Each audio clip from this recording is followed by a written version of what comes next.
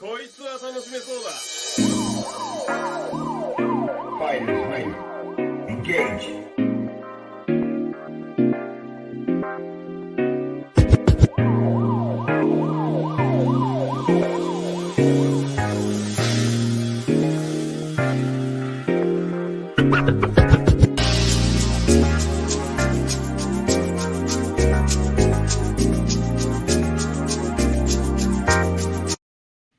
All right.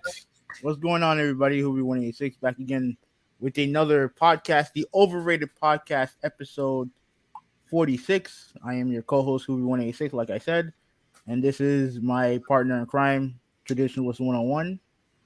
Yes, the Traditionalist 101 is here doing another show for you guys and gals, and I really want to get this thing started right away because I'm already not in a good mood. I'm already not in a good mood, so I Are you in a am. bad mood? No. We already mentioned this already before the podcast started, and yeah, I'm a little upset. You saw my Twitter. I didn't think you saw my Twitter account, but yeah, you saw my Yeah, I Twitter did. account. And the one thing I wanted to mention, right? Because there's a lot that happened over the weekend. Lots of things, holidays and stuff like that. We actually have a holiday today, but before I get to all that, I want to say this. I feel like you get upset over the most trivial stuff. Trivial. Okay? Like what you're upset about is not that big of a deal. It really isn't. Right? So for those of you who don't know, right, our friend here was referring to Lightyear. What is that the movie called? Lightyear? Yeah, the movie Lightyear. And apparently the guy who voices Buzz Lightyear is not Tim Allen. Yeah, it's not Tim Allen. It's Chris Evans, aka Captain America, right? And what happened with everyone talking about this because there's a scene in the movie, right, of two men kissing. That what you said, right? Yes. The two men kissing, right? And obviously conservatives all across the world are upset, and they're upset about it. And apparently Chris Evans said that the people who are upset about it are idiots, right? And you took this personally. And me, like, here's the thing that I would say. Who cares what Chris Evans have to say? You don't know him. Who cares? Who cares? You're only saying who cares because you like you always do, like to rush to the LGBT community's aid to protect them, to defend them. That's what you always do. Because every time when there's some type of controversy, Mm-hmm. you rush to their aid every single time. You either say, "Oh, let them do whatever they want," or "You shouldn't really care about what they're doing." Yada yada yada yada yada. All that stuff is true. And now you're doing it again. With Chris. With Chris. No. He has absolutely no right to call Yeah, us right. idiots. He's American. He has no right to call. He has no right to call us idiots. He's American. He has no right to call you an idiot. He's American.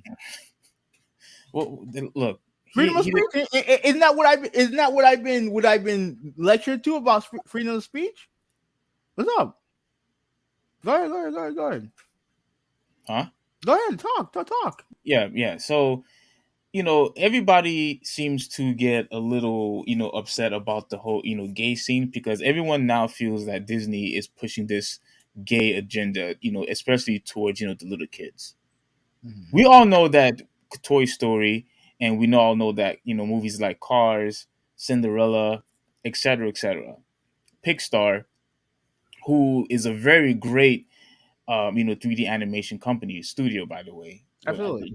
They're the top dogs. Now, I still think that DreamWorks is like right underneath them, but Pixar is like the top dog.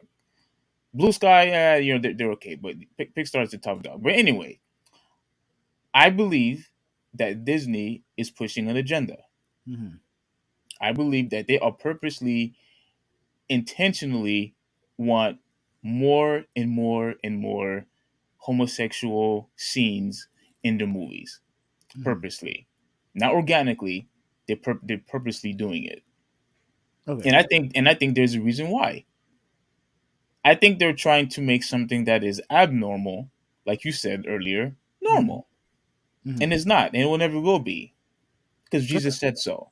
Okay, that's fine. Because Jesus said so. And We'll say I want to say, I want to say one last, one Mhm. last thing, right? Okay, here's the thing. Before you say this, we do need to save some of your gay bashing for the race topic, right? It's not gay bashing. All right. You can keep telling yourself that, but go ahead. It's not gay bashing. All right, finish up. It's Yeah. not gay bashing. What I'm here, look, let's take a look at some of the movies that they made recently, right? Mm-hmm. So we have the Buzz Lightyear movie. Mm-hmm. We had the Luca movie, that came out, recently. Mm-hmm. We had what's that? I think it's called Red something. I forgot the movie is called, but basically, you had like kids, twerking, things of that nature, and you had the movie, Cinderella that came out, a couple of years ago, where the fairy godmother was a freaking transgender man. Whoa, Like, whoa! I don't. Is he transgender? Man? I thought he was a man who did. oh no, I think it was a man. Yeah, No, he I was think a you're man, right. I but think it was just he wore like he wore, yeah, it was a cross dresser pretty much. yeah, pretty much. I forgot the dude's name, but I don't yeah. care about. I don't care about the dude's name. Mm-hmm. I don't care about the dude's name. It was because of that one little trailer that I decided not to watch the movie. I mean, And I wouldn't watch Cinderella regardless. well, well, yeah. Well, anyways, yeah, I didn't want to. I didn't want to watch the movie. Buzz Lightyear, whatever that movie's called now. I do not want to watch that movie, and I'm not supporting it. I'm not interested in it because again, it's clear that what Disney's trying to do. Mm-hmm. And look, you may be right that they're trying to normalize it, Mm-hmm. but for you to constantly force it, down our throats, to me is unacceptable. All right, so say that for the race topic. All right, save that transphobic talk. I mean homophobic talk for the race topic. Right now, Why don't you think that? Why don't you think that this is wrong? I don't care. Like you're you're talking about movies that I have no interest in watching. I don't care. So I'm not gonna put my energy. No. Even if there were movies that you were interested in, you wouldn't care either way.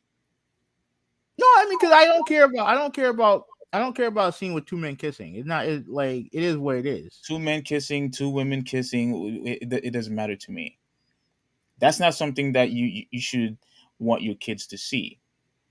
I mean, there's lots of things I don't want my kid to see, but at some point they're going to see it, and it is my job to put everything in the proper context. And I don't appreciate people. And look, I think he's being a hypocrite anyway. How? I think he's a fraud. He's How? a fraud because there have been so many gay scenes that's been released by Disney in recent past, and he said nothing.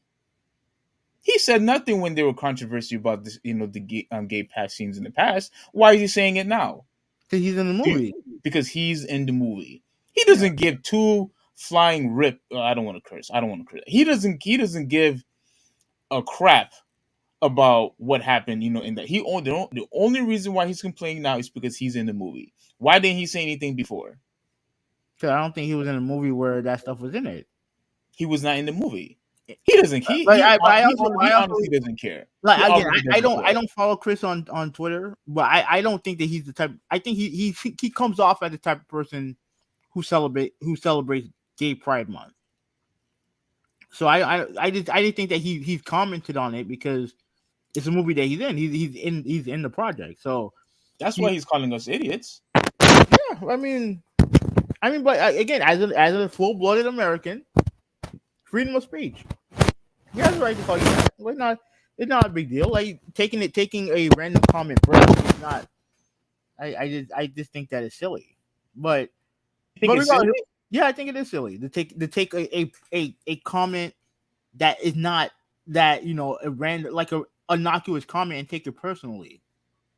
That's why people get so upset over the most minute stupid shit because they take a comment from one person and they're like, oh my god, I'm so offended. Let me go on Twitter and start typing this away and shit like that. Like, I'm not.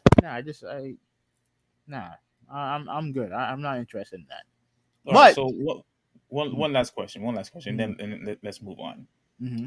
So since you feel how you feel, Mhm. Is it wrong what Saudi Arabia did? Oh, so you saw it. So you saw it because there was a comment in the chat that said that you would have been happy about that. And Wait, I, and wait. I, and I What comment? What comment? in the chat in our private chat that you're not in. No, I didn't see that comment. I didn't see that comment. No, obviously because you're not in the chat. You're not in the chat, but you know a couple people posted the story, and one of the people that were in there said that you would have been happy. And I would say that a lot of what Saudi Arabia and you stand for are very similar. Very similar. A lot more similar than you guys would like. Well, I mean, it's not just them. I mean, West Asia, I think they banned the movie also over there too. Yeah, that's perfectly fine. The fact is, do I have a problem with Saudi Arabia do it? I don't trust that fucking government. Are you serious? I don't trust that fucking government. And they're the same government who won't, up until recently, wouldn't even allow their women to go out without full covering. Why am I taking my morality from that country, at least from the leadership in that country? And the only reason why people in this country and the leadership in this country ignore it is because Saudi Arabia is a country that's throwing money at companies left and right. Let's not get too political here. Having No, no, no, no, no, no, no, no, no. You brought it up. No, you brought it up. So I just want. all right, fine. Go ahead. I just want to say this: they're throwing money at you. I don't know if you heard about this situation with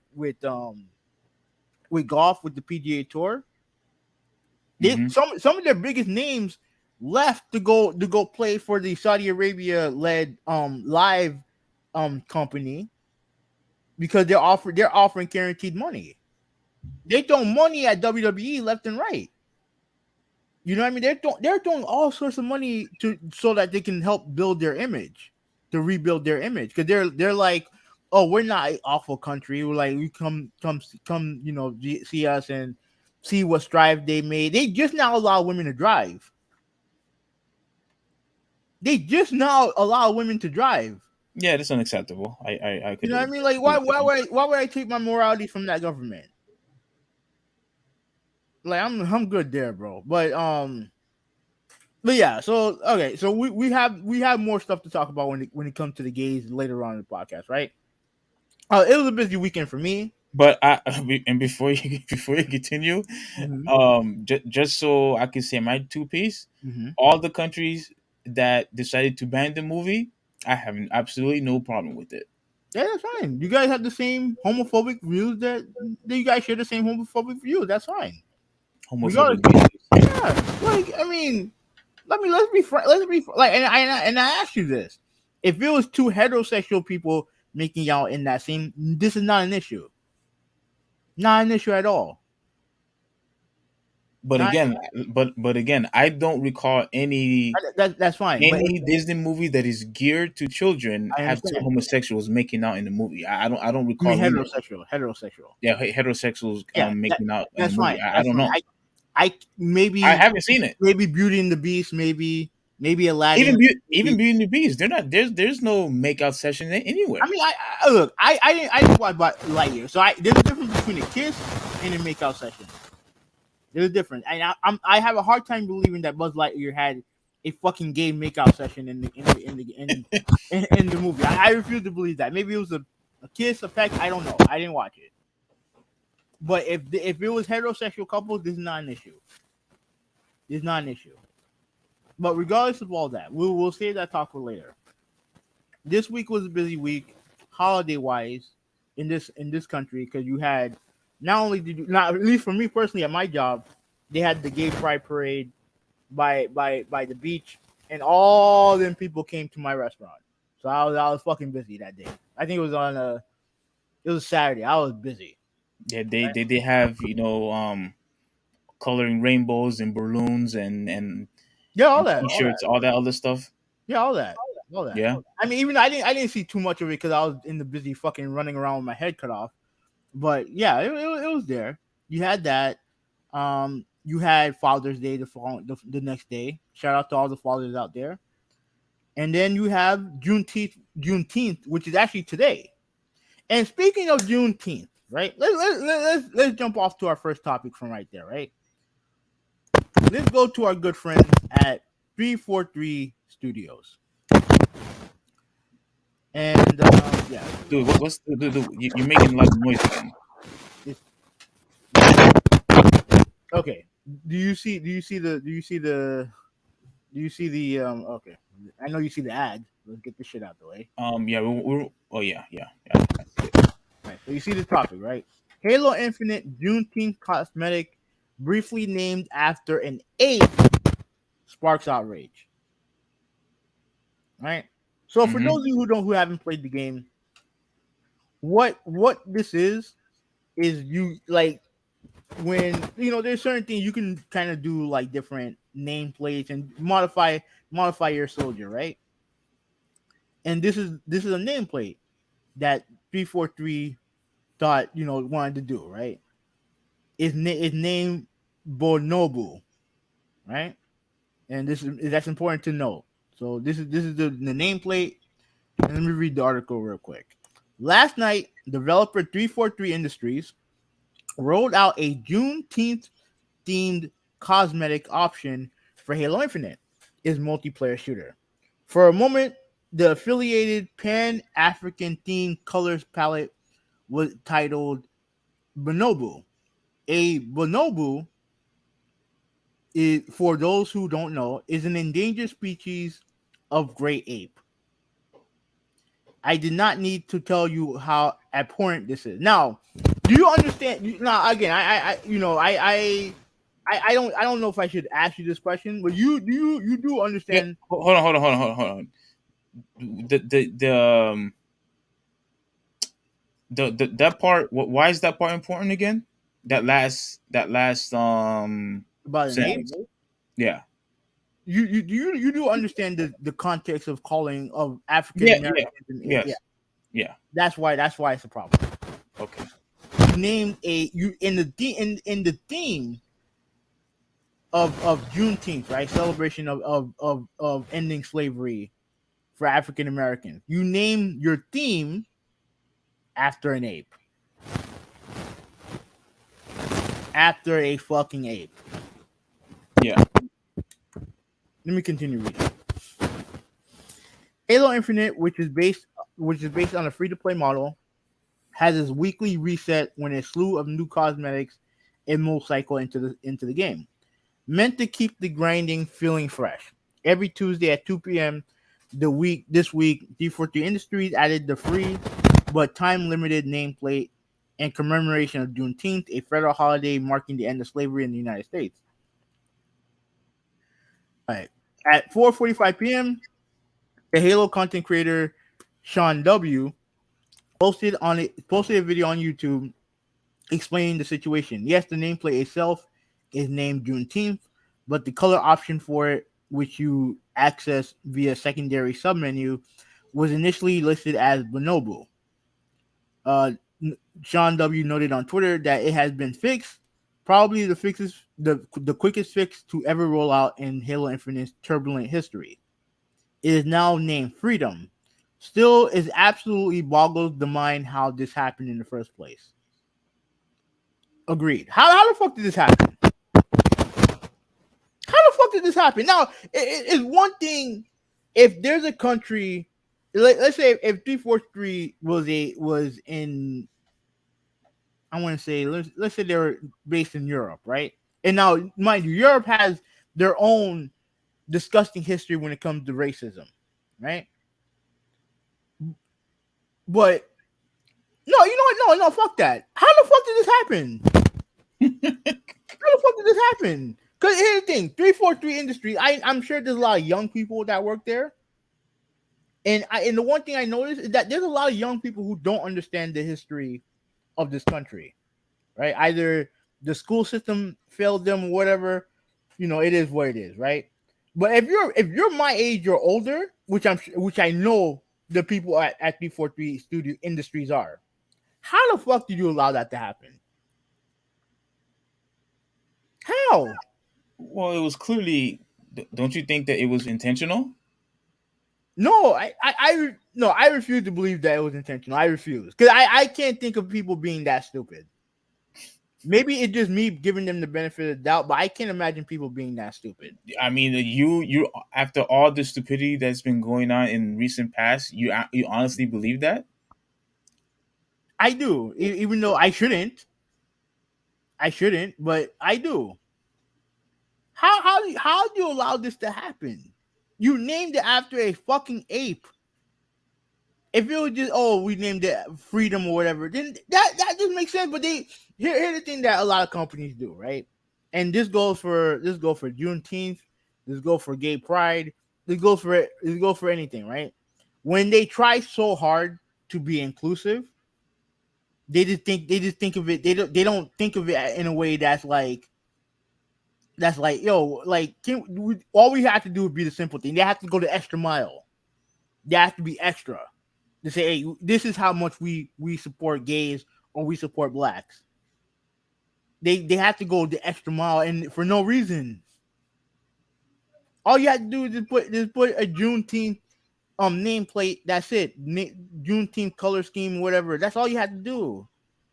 But you have to go the extra mile and call it after a fucking ape. Like how the fuck did that make it? How the fuck did that just pass certification? How? Well, I would assume that a lot of the whoever is in charge, the leaders, that I'm pretty sure they would have to approve before this actually comes in public, right? What happened? Wouldn't the leaders or the management team have to approve before this content actually comes out? Yeah, and they So, clearly missed the boat on that. and that's why I think it was an intent. I think it was intentional because they But what, pretty much agreed to everything before it was released. but do you think they willingly knew what they were doing? Of what the staff was doing, yes. That's dumb. It's just stupid. Let me continue reading. On Twitter, Halo senior community manager said the palette was incorrectly named and attributed to an error to an internal tool set, but didn't specify any further details. But hold on, wait, hold on, wait. What do you mean that they didn't want to specify any further details? Tell us what the name was actually supposed to be. Tell, tell, tell, Apparently, tell us what the name. What Tell us exactly what the name was supposed to be if this was an error to cover your ass. Excuse my language. here's what I heard. Because what they do is that they have the name, the meaning behind the name, and then some tool is supposed to tell you the proper name for it, right? At least from what I heard. And this is what he's saying right here, even though he's not going into further detail. Let me continue reading. The content creator further pointed out that a program in Bungie's development tools for earlier Halo games is named Bonobo, after 343 assumed stewardship of the Halo franchise a decade ago. Original developer Bungie passed on the keys to many of its developer assets. So I don't know. They're saying that it's something to do with a computer program or whatever. I, you So know, it me. was, so it's the computer's fault. But here's the thing, right? Like to me, I feel like this is just. I gotta be honest with you. All right, hold on. Let me read this part. This is important. A individual familiar with the development of Halo who spoke to Kotaku under conditions of anonymity confirmed that Bonobo is indeed an asset editing program at 343. Though it was commonly used during the development of Halo 5, the studio moved away from its use during the development of Halo Infinite. But it exists, it's popular among staff, and it would widely be known by many employees at the studio. That's what's so mind-boggling about how this happened in the first place. So, according to what they're saying here, is that they have a program called Bonobo, and then they decided to name a nameplate after the program, after the computer program. And if that's true, someone needs to get fired. Somebody I needs to- to get fired. I told you it was intentional. Someone needs to get fired. So whoever did this is being incredibly stupid. Incredibly stupid. So you don't name a random program Bonobo understanding the meaning of the word. It's too random of a word to not understand what it means. You name something random like bonobo, like fuck out of here. You know exactly what it meant. You know what it meant. Like, let me see if there's anything else relevant to read about here. Okay, let me read this part. All right, it's unclear whether or not the bonobo program name would get pulled automatically in the text field for the name of the color palette. It's possible that someone on staff punched in the name of the program as placeholder text, and the studio normal process for quality checks on the staff didn't check it. Gary Hook, longtime head of design at 343, left the studio last month. Multiple sources familiar with Infinite development, all of whom have requested anonymity, have told Kotaku that Hook heads up the game's cosmetic system. Microsoft, Kotaku is told, has many quality checks in place before anything makes its way to the public-facing position. Clearly, they fucked up here. They clearly fucked up here. Okay, that part's not important. Let me see. Okay, let me read this part. Because this is the ending right here. Studio leadership at 343 seems to acknowledge how ugly this looks. Halo Infinite head of creative John Stanton apologized on Twitter, writing, "Our mistake today was inexcusable, and I'm ashamed that we allowed this to happen." And studio head Monty Ross wrote, "On behalf of 343, I apologize for making a celebrated moment a hurtful moment. But the main Halo channels, which have a far broader reach than the channels of any individual employee, have yet to issue a formal statement or explanation, save for a retweet of Ross's apology. When reached for comment, representatives for 343 Studio did not have anything to add." Yeah, so me personally, like I just dumb all the way around. It is stupid. And the thing is that I don't, for me, and I think I told you this, I don't like firing people for making a mistake. Right? I don't like firing people for making, everybody makes mistakes. Nobody's perfect. What I would consider firing somebody for is being stupid. And this is being stupid. This is absolutely being stupid. Naming a program Bonobo in the first place is dumb.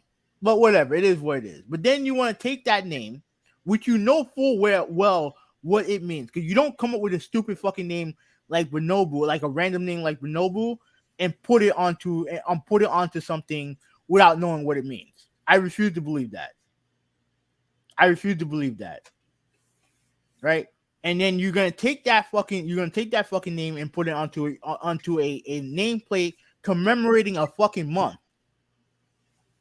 Commemorating a month. Like, not a month, like a day. Stupid. Completely stupid. And firing people because they're stupid, that's what I would do, because you can't trust them with anything that's actually important. In the grand scheme of things, a nameplate is not important. But if it's something that is important, and you're willing to do something that stupid over something small, how can I trust you to do something that on a bigger scale? Can't do it. Can I see the picture again? Do Yeah. they have the picture of what it actually looks like? Yeah, let me show you. The nameplate. Right here. Let me blow this up. Yeah. There you go. Yeah. Oh, that's as big as you can make it, right? Yeah. Let me see if I can zoom in more. No, I can't. But yeah, this is what it is right now. Oh wait, I'm dumbass. Hold on a second, bro. Hold on. Let me reshare.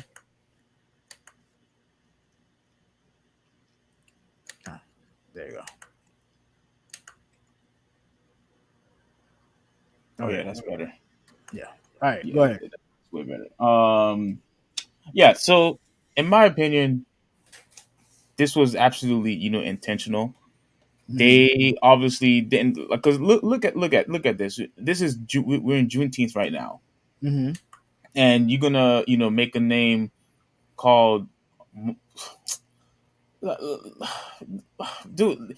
I don't know how anybody could defend this, because this is why I told you there's just no way that it's a mistake. It can't be.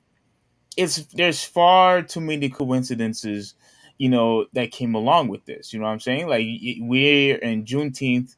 You have a thing that's called Bunabu, whatever you call it, and we, like you said, we all know what it means, right? We all know, what animal that is.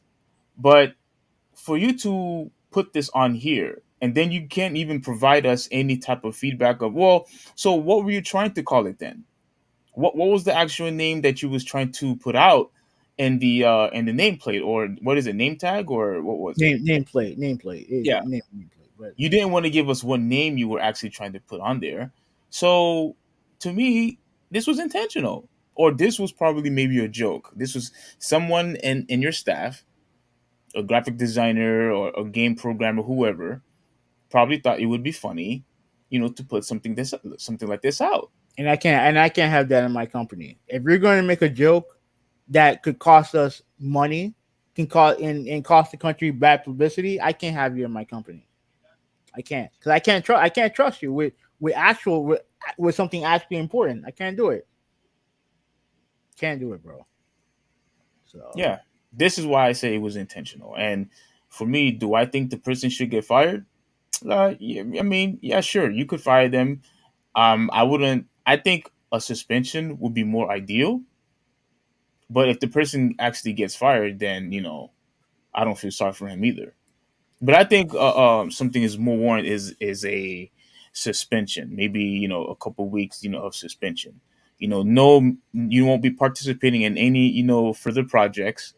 You're just going to be working on the little odds and ends type of stuff until we are 100% certain that we could trust you again. With big major AAA titles, because this, like you said, this is just unacceptable. Maybe you could work on indie games like that. That's the type of punishment that I would give whoever decided to put this out. I'm assuming it was more than one person. I I'm mean, assuming. it had to have been like like it just, to me, I just don't understand how you can be so dumb. Like, and to be it is it is dumb, because I refuse to believe that no one caught this. No one caught this. No one caught this, and I'm like, that's dumb. And I refuse to believe that it was some type of teenager that did like not teenager, but a young person doing this. And even if it was, you have leadership who knows the history, who should know the history of this country, who should know. And and for them to not catch this, it's so stupid. That's so stupid. I think they purposely put blindfolds on, and maybe was hoping that they weren't going to receive any type of backlash or controversy. Again, I think many of them probably thought this would just be a funny joke, and a lot of people will say, what, this is racism. This is what we have to deal with. That's what a lot of people are going to say now, because of other people's stupidity, and it's unfortunate that, again, I don't really believe in coincidences anymore. This is Juneteenth, for goodness sakes, and you're going to release this? Like, no, no, no way. This is why I said, before you even started reading. This is why I said I think it was intentional. It's stupid, but it is what it is. They removed the name. They made it. They changed it to freedom, which should have been the thing from in the first place. They changed it to freedom. Where? I don't see it. No, it's not. They don't show it here, but that's what they said. That's what they said. They And changed. They took the name, and they decided to call it freedom instead. well, the name Bonobo, they removed the name and changed it to freedom. Was that the original word that they were trying to use? How, No, how do you no, how do you get Bonubo to freedom? you know what's funny? I'm surprised that they found Bonobo first and then went to freedom. It should have been the other way around. It should have been the other way around because Juneteenth means freedom. Do you have the any pictures where we actually see Bonobo on it? Let me see. Let me see if they have it on the article because I don't think they do. Because I would think that someone from Twitter or Instagram, Facebook, TikTok, somebody had to have been upset about it and posted it Oh, somewhere. everyone called it out. Everyone called it out immediately. Oh, then there has to be a picture somewhere. Like I actually wanted to see how it looked like originally, if you could find it. Right, let me see. If you can't find it, then it's no big deal because I know we probably have to move on anyway. But that is something I'm very curious to see what it looked like because again, unless you're blind, depending on how it looks, unless you're blind, there's just absolutely no way that you could have missed that. No way. But again, it just depends how it looks like. So that's why I asked you if you have the original nameplate. I have it. I would think it give you the option to just change tablet, just change tab. I could have sworn they had it before. What? Whatever. I thought they had the option to change tab, tab just for tab's sake, or whatever. Whatever. I'm just bitching. All right. Oh my gosh. Yeah. If this was this the same size font as, okay, you see on the right side, far right, go to the far right Mm-hmm. where it says filter and sort, or Yeah. filter all, sort by default.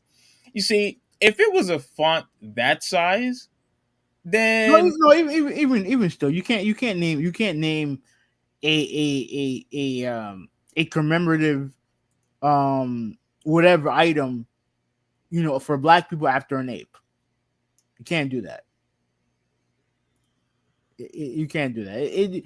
What they did, it was just incredibly stupid. Now, to show you the contrast, let me go back to the article. yeah. And when you scroll down, you see it is replaced with freedom. Wow. You see the massive difference between the two? It doesn't make any sense how they got to Bonobo before they went to it just doesn't make any sense how they went from Bonobo to the freedom and not the other way around. What do you mean? No, because Juneteenth means freedom. Who thought that they had to go the extra mile and be smart and the name it Bonobo? It don't make no fucking sense. All you have to do is just put freedom, because that's what Juneteenth is. That's what it means. That's what it means. But they wanted to be smart. They wanted to be edgy, or whatever, and name it Bonobo, which is fucking stupid. And that's why I say whoever came up with that idea needs to be fired. I like I said before, I think it was more than one person, more than one individual that actually came up with this, idea. They thought that this was a practical joke, and instead of people laughing about it, they receive a lot of backlash. And I'm pretty sure, I don't think people are going to boycott, No, but no. yeah, I don't think people are going to boycott because they already apologized, which I give them credit for. But don't sit here and lie and say that uh, that it was a mistake. No, I think it was done purposely, and you didn't do your job as a manager to make sure that before it was released to the public that everything was okay and straightforward. You didn't do your job either. So you should also get, now I don't want to say you should get fired, but you should also get be held accountable to some degree, and whoever came up with this name in the first place, all of you should be held accountable for Yeah, it. no. The only says right here, when reaching goes wrong and offends people, they should have went with freedom. It just doesn't make any sense how they wanted to go the extra mile just for the sake of going the extra mile. All you had to do is call it freedom. Everyone knows what the fuck you're talking about. Everyone would know what you're talking about. But instead, you put the game, which is already struggling to begin with, you put the game in another bad light because you wanted to be funny. It's fucking stupid. Yeah, you want you want it to be funny, and it's funny. It's interesting how you mentioned how Halo has been struggling anyway, because you're talking about a game that was like the top dog Yeah, back in the day. yeah. When you thought of first person shooters, Halo was the first game you thought about. Mm-hmm. First game you thought about, like that thing was a masterpiece back in the day. And a But lot of now, Xbox fanboys want to live in denial about that. They think that Halo's still the top dog. It's not the top dog anymore. It's not. absolutely not, absolutely not. And I, And I enjoy the game. I like the game. mhm.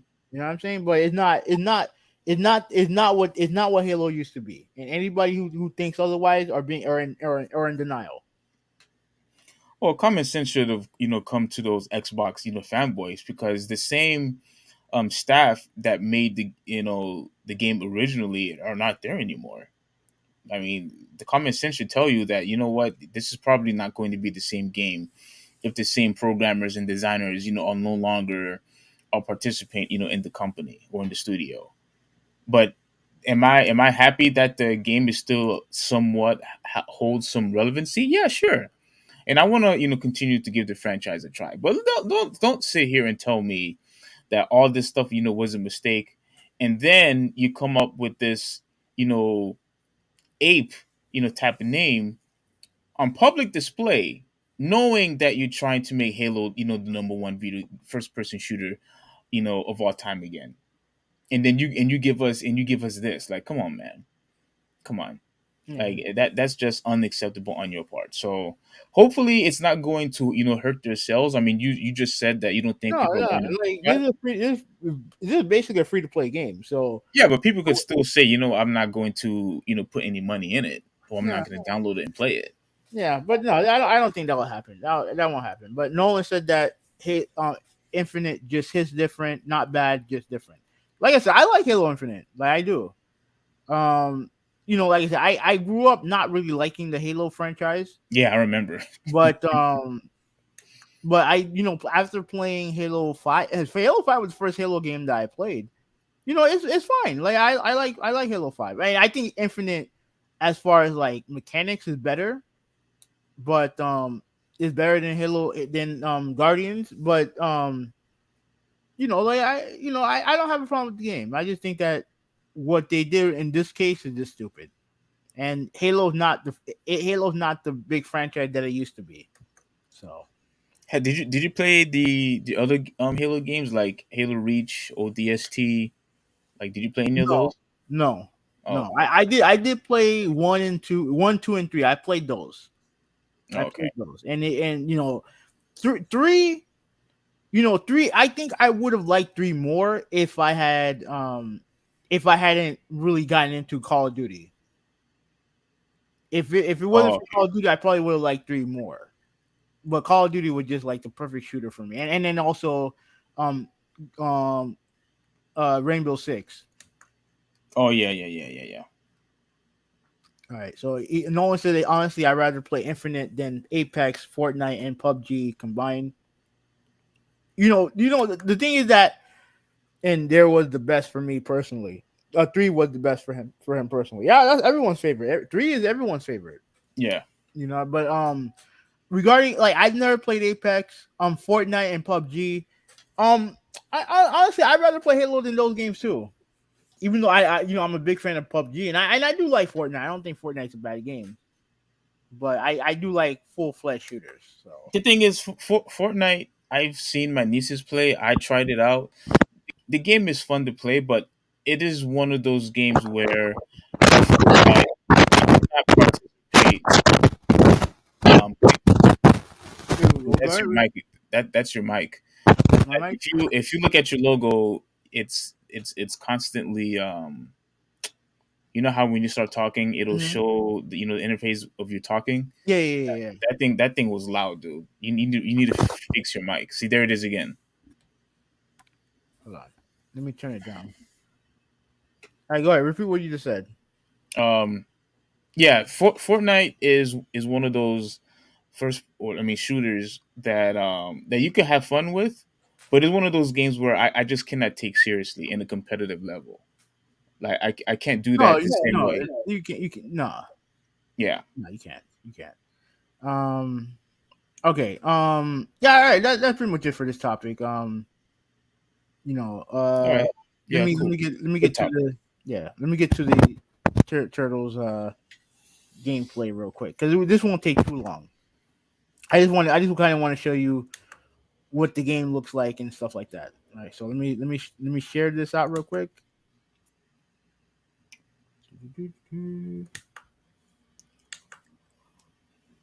No, it doesn't matter.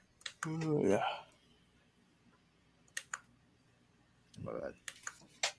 Ooh,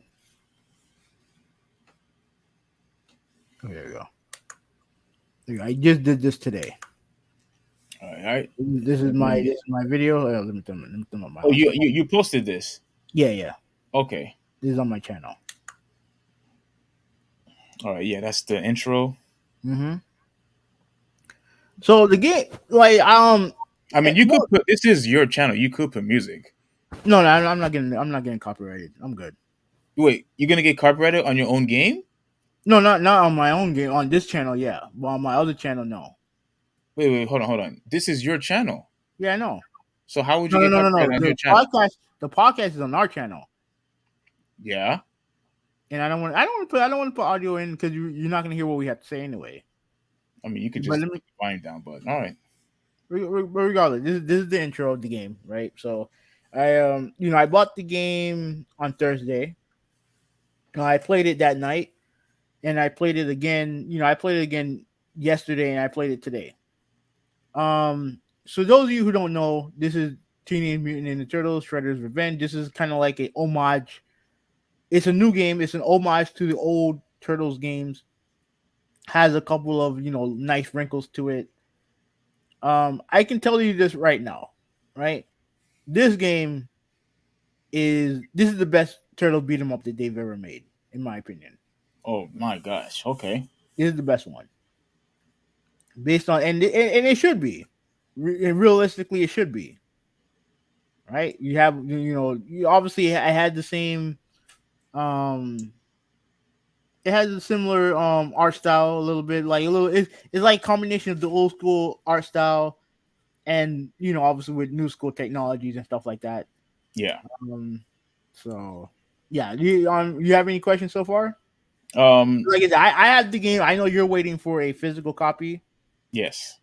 So yeah, any question you have, just let me know. Yeah. Right? You. How far have you gotten to the game?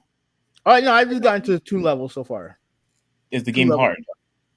hard? No, not right now. No. Okay. I'm a little disappointed in that. I was really hoping for a challenging, beat 'em up But because I honestly. Go in ahead. fairness, I put it the difficulty on okay. I haven't tried the hardest difficulty yet, Oh, which is so what's after okay? gnarly, and that's the hardest one. Oh, okay. But just based on what I can see, it doesn't seem to be hard. Like, because obviously for us, we played Streets of Rage, right? Streets of Rage 4, right? Streets of Rage 4 is hard, especially when you're playing with other people. That game's hard. You think it's hard when you play with other people? You think Yeah, it's harder when you play with other people? yeah. Well, really, Mm-hmm. I never thought the game would be harder because you have multiple people on screen. I don't know how that makes sense to me. Because part of it is because like you said, people how it is. It was hard for us. Like I beat the game solo, and we haven't beaten the game together. Well, I don't think it's because of difficulty. I think it's morely because of when it would be you, me, Randy, and everyone else that would participate playing the game in Seoul, or when Yoshi he played it when we had the game night. It was harder because I think we would have less lives Mm-hmm. in the game. So I think the more people you had, the less health that you would receive from Like based on recent Nolan in the past chat, experience. Nolan in the chat said that it's hard for me. considering all the commands and all the difficulty, like SF4 is harder. And I agree with him. It is harder. I do agree with him. It is harder. Yeah, I always appreciated the fact that the game, you know, was difficult, to beat because, in my opinion, the game is much more enjoyable to play when there's resistance. You know what I'm saying?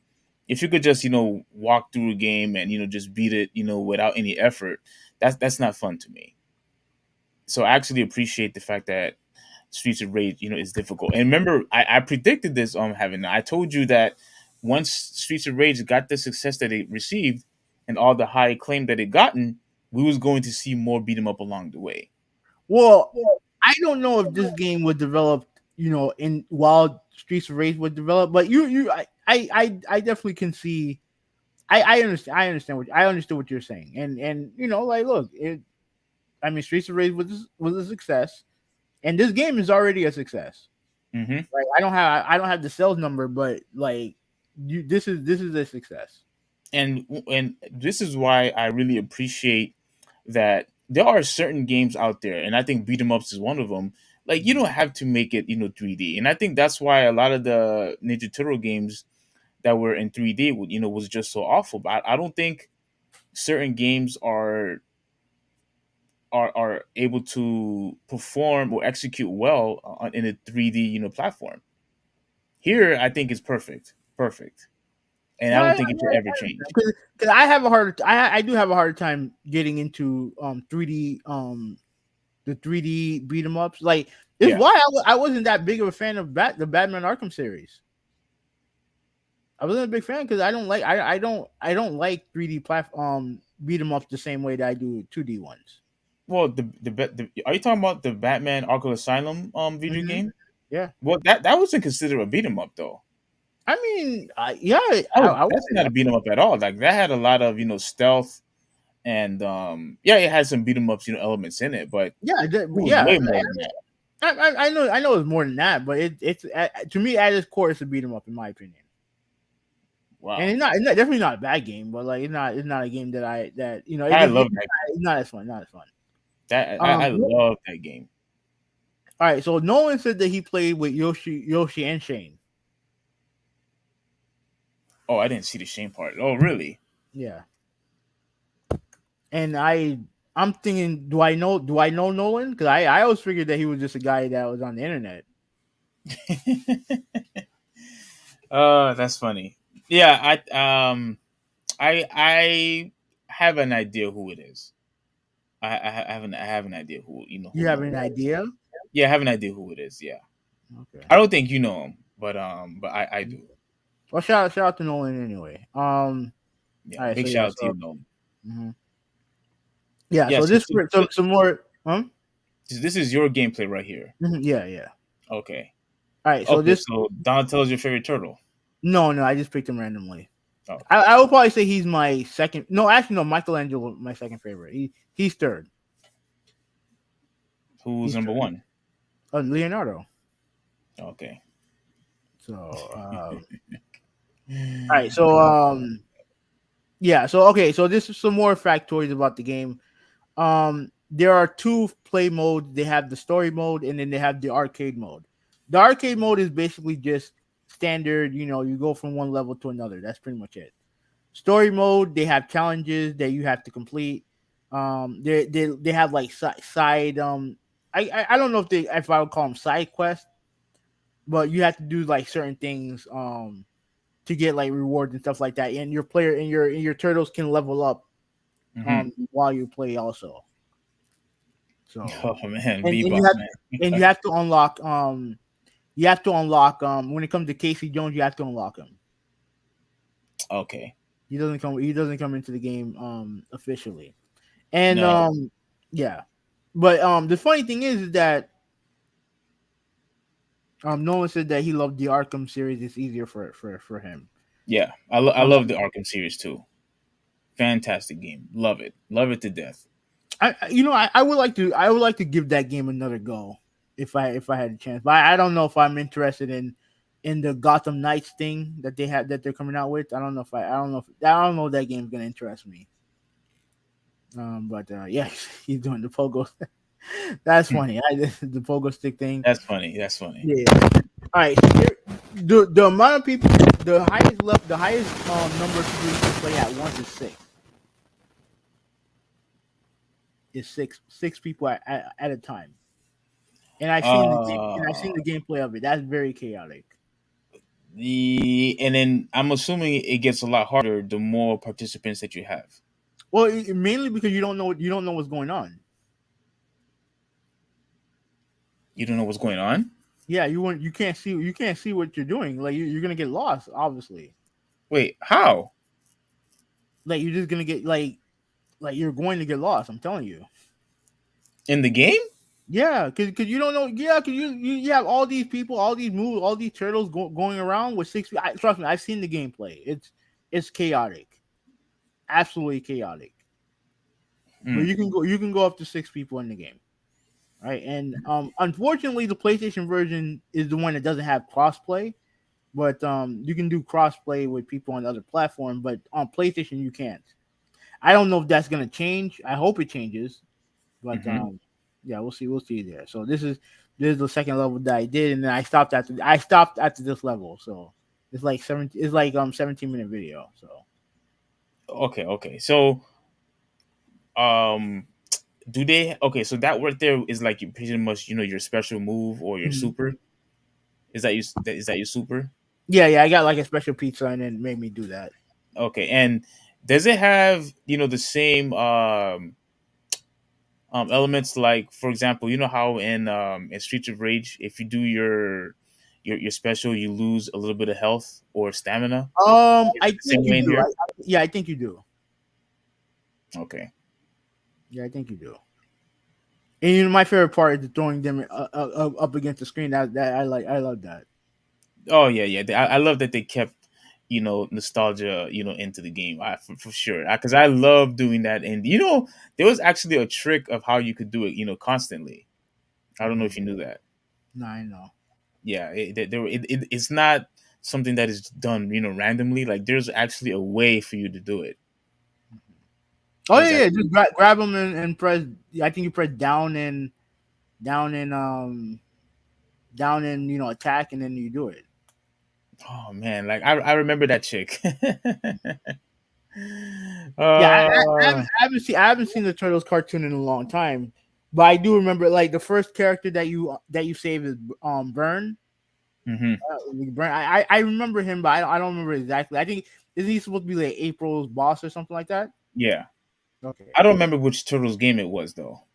Mm, I don't remember which Turtles game it was, but I definitely could appreciate how the presentation of the absolutely. game, how it looks. Like, I love the graphics They and did, yeah, they did a phenomenal job with the graphics. The soundtrack is excellent. It feels like it's yeah, Vern works for the news station. Okay, okay, okay. Oh, I think he's talking about the chick Vern. hmm Yeah. Okay. Okay. But yeah, oh, he gets kidnapped and tied up. Okay. Like yeah, like I really do like the aesthetics of the game, the soundtrack, everything like that. So yeah, so right now I'm just waiting to unlock Casey Jones, and hopefully soon. I know we're supposed to have another game night hopefully soon, and definitely yeah, we'll have this game in rotation. Definitely. absolutely, absolutely. Yeah. So yeah, so pretty much yeah, pretty much yeah. Is there anything else you want to know about the game or what? I think there was one more. Oh, it was really more of a question. Hmm. How do you feel that April Neil is a character that you could pick?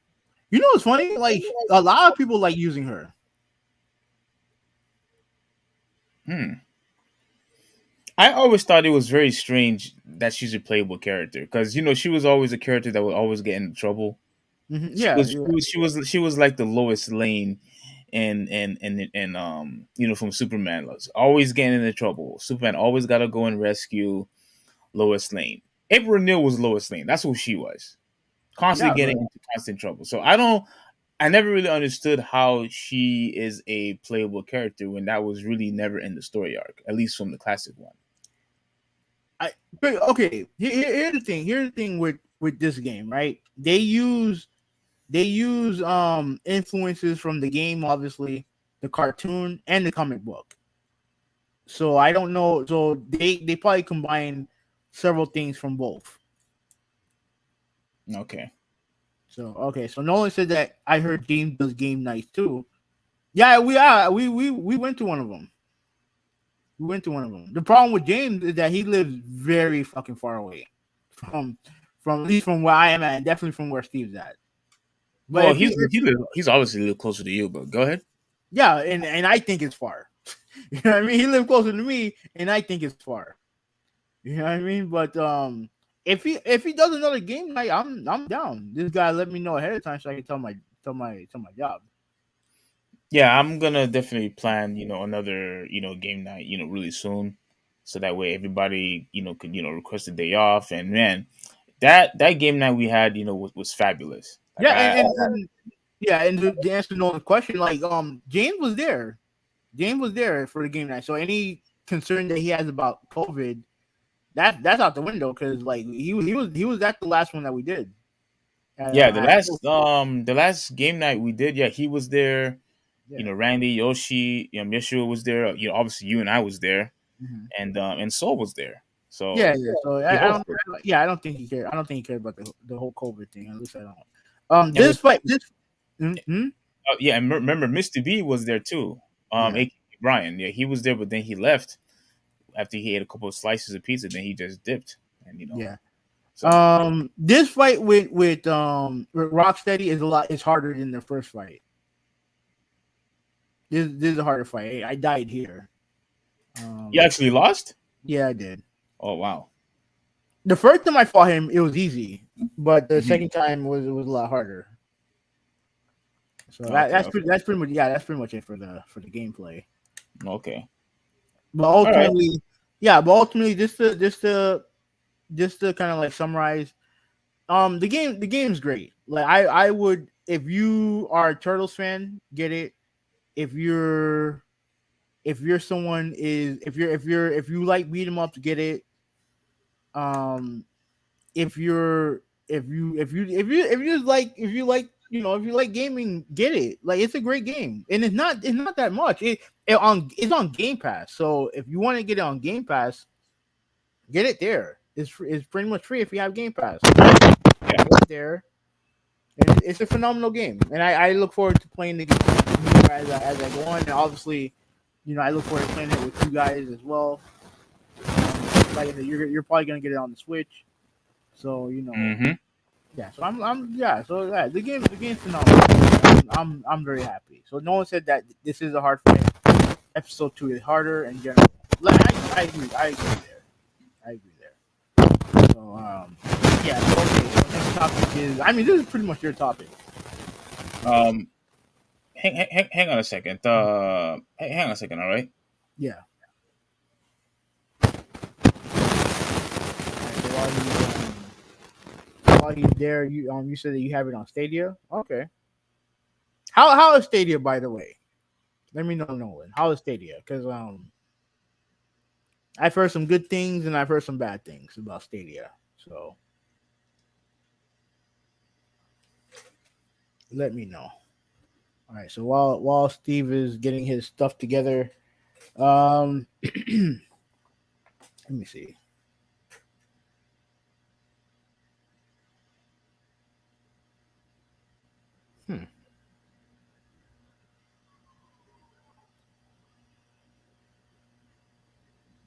I keep getting messages from this bot. Love it, emulate on it is perfect for me. Okay. So you can do emulation and stuff like that. All right, that's cool. That's cool. Let me see. Oh, look at this kid vid in the chat. Halo free to play multiplayer LAN play. Halo is very high quality compared to many shooters. I agree. I agree. It's is I personally I think of all the shooters that came out last year, I think it's the best one. The problem is the game has lacked content, especially in the beginning, and frankly, a lot of people are just not. A lot of people just aren't fans of what they did with the game. You know what I mean? So let me see. I wonder what's going on. What's going on with Steve? I don't know what's going on. They probably doing something.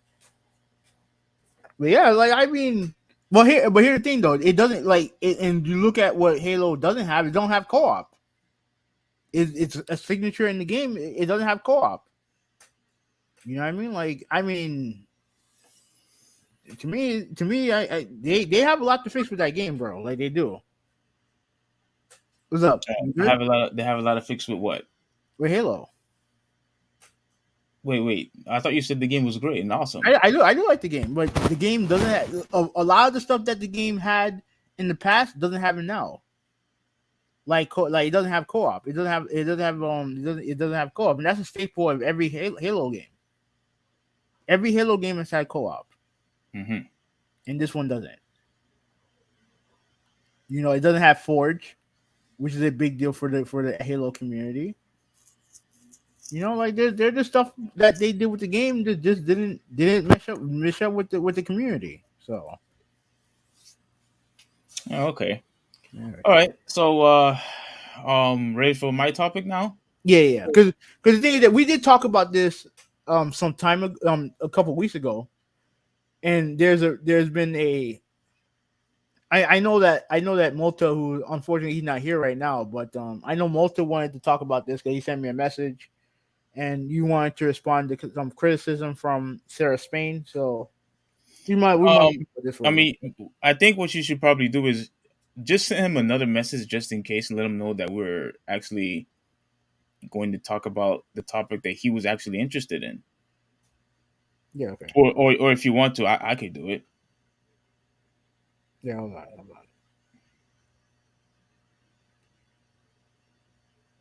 Okay. Yeah, I'll send it. I'll resend it.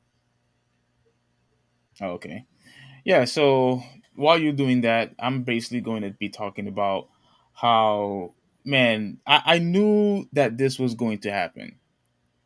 Like, I knew this was going to happen. So, pretty much the topic, I don't know if you and I are on the same page about this, but the main topic for me was about Sarah Spain.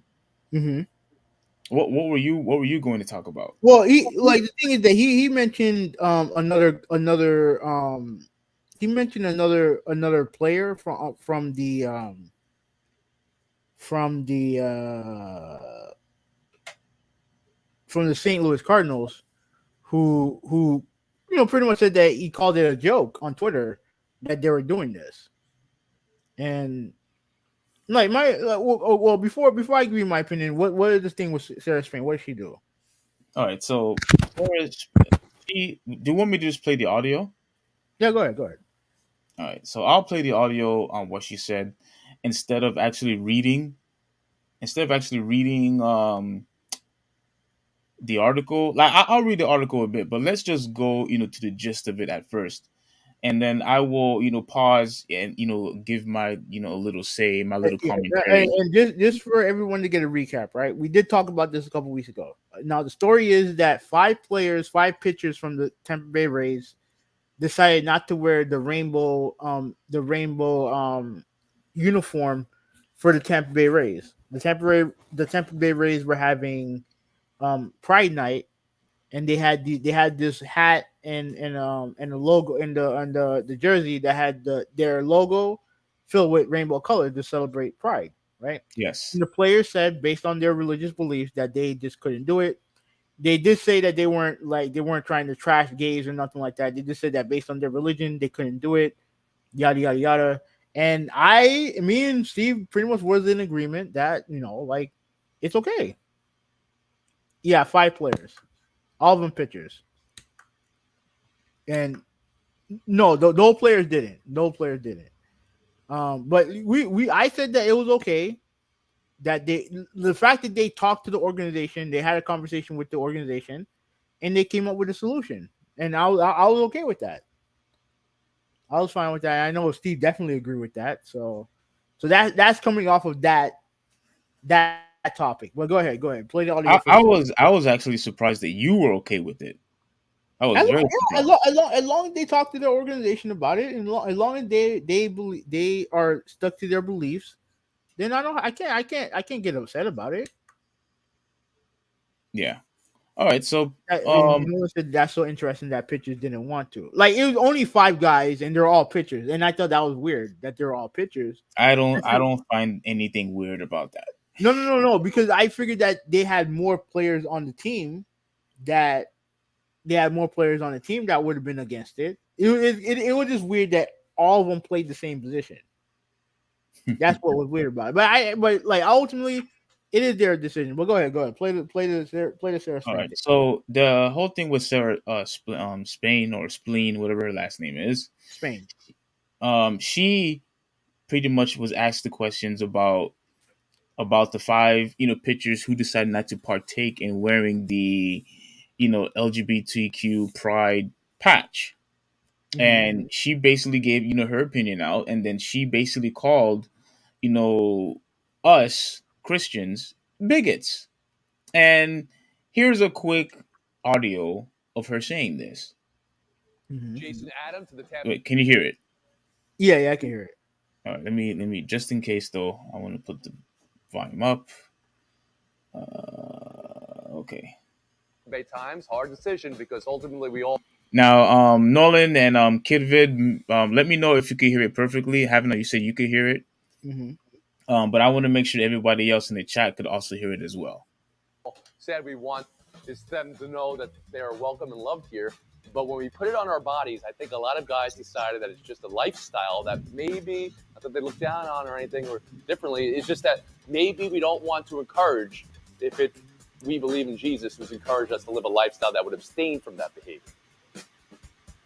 Sarah Spain, how does that all come off to you? All right, so he basically gave a little bit of the headline or the Jason Adams response.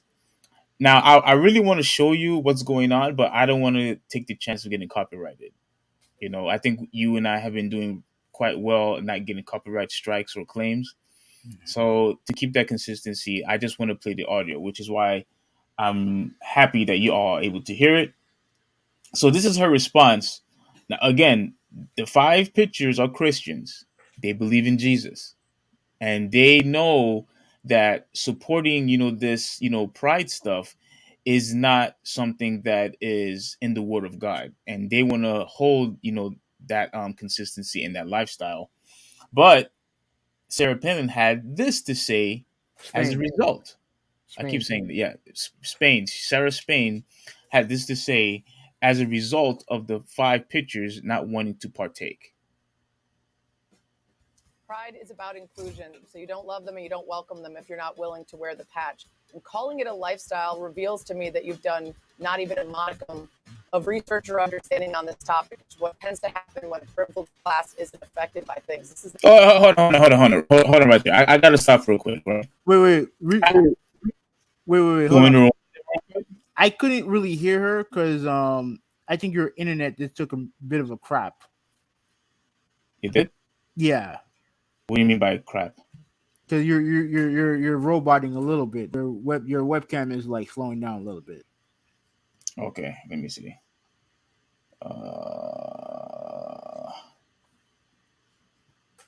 Go back because I think you're fine now. Go back and replay what she said. All right. Let me make sure that everything is loud enough. Oh, wait a minute. I'm supposed to share it and then play it, right?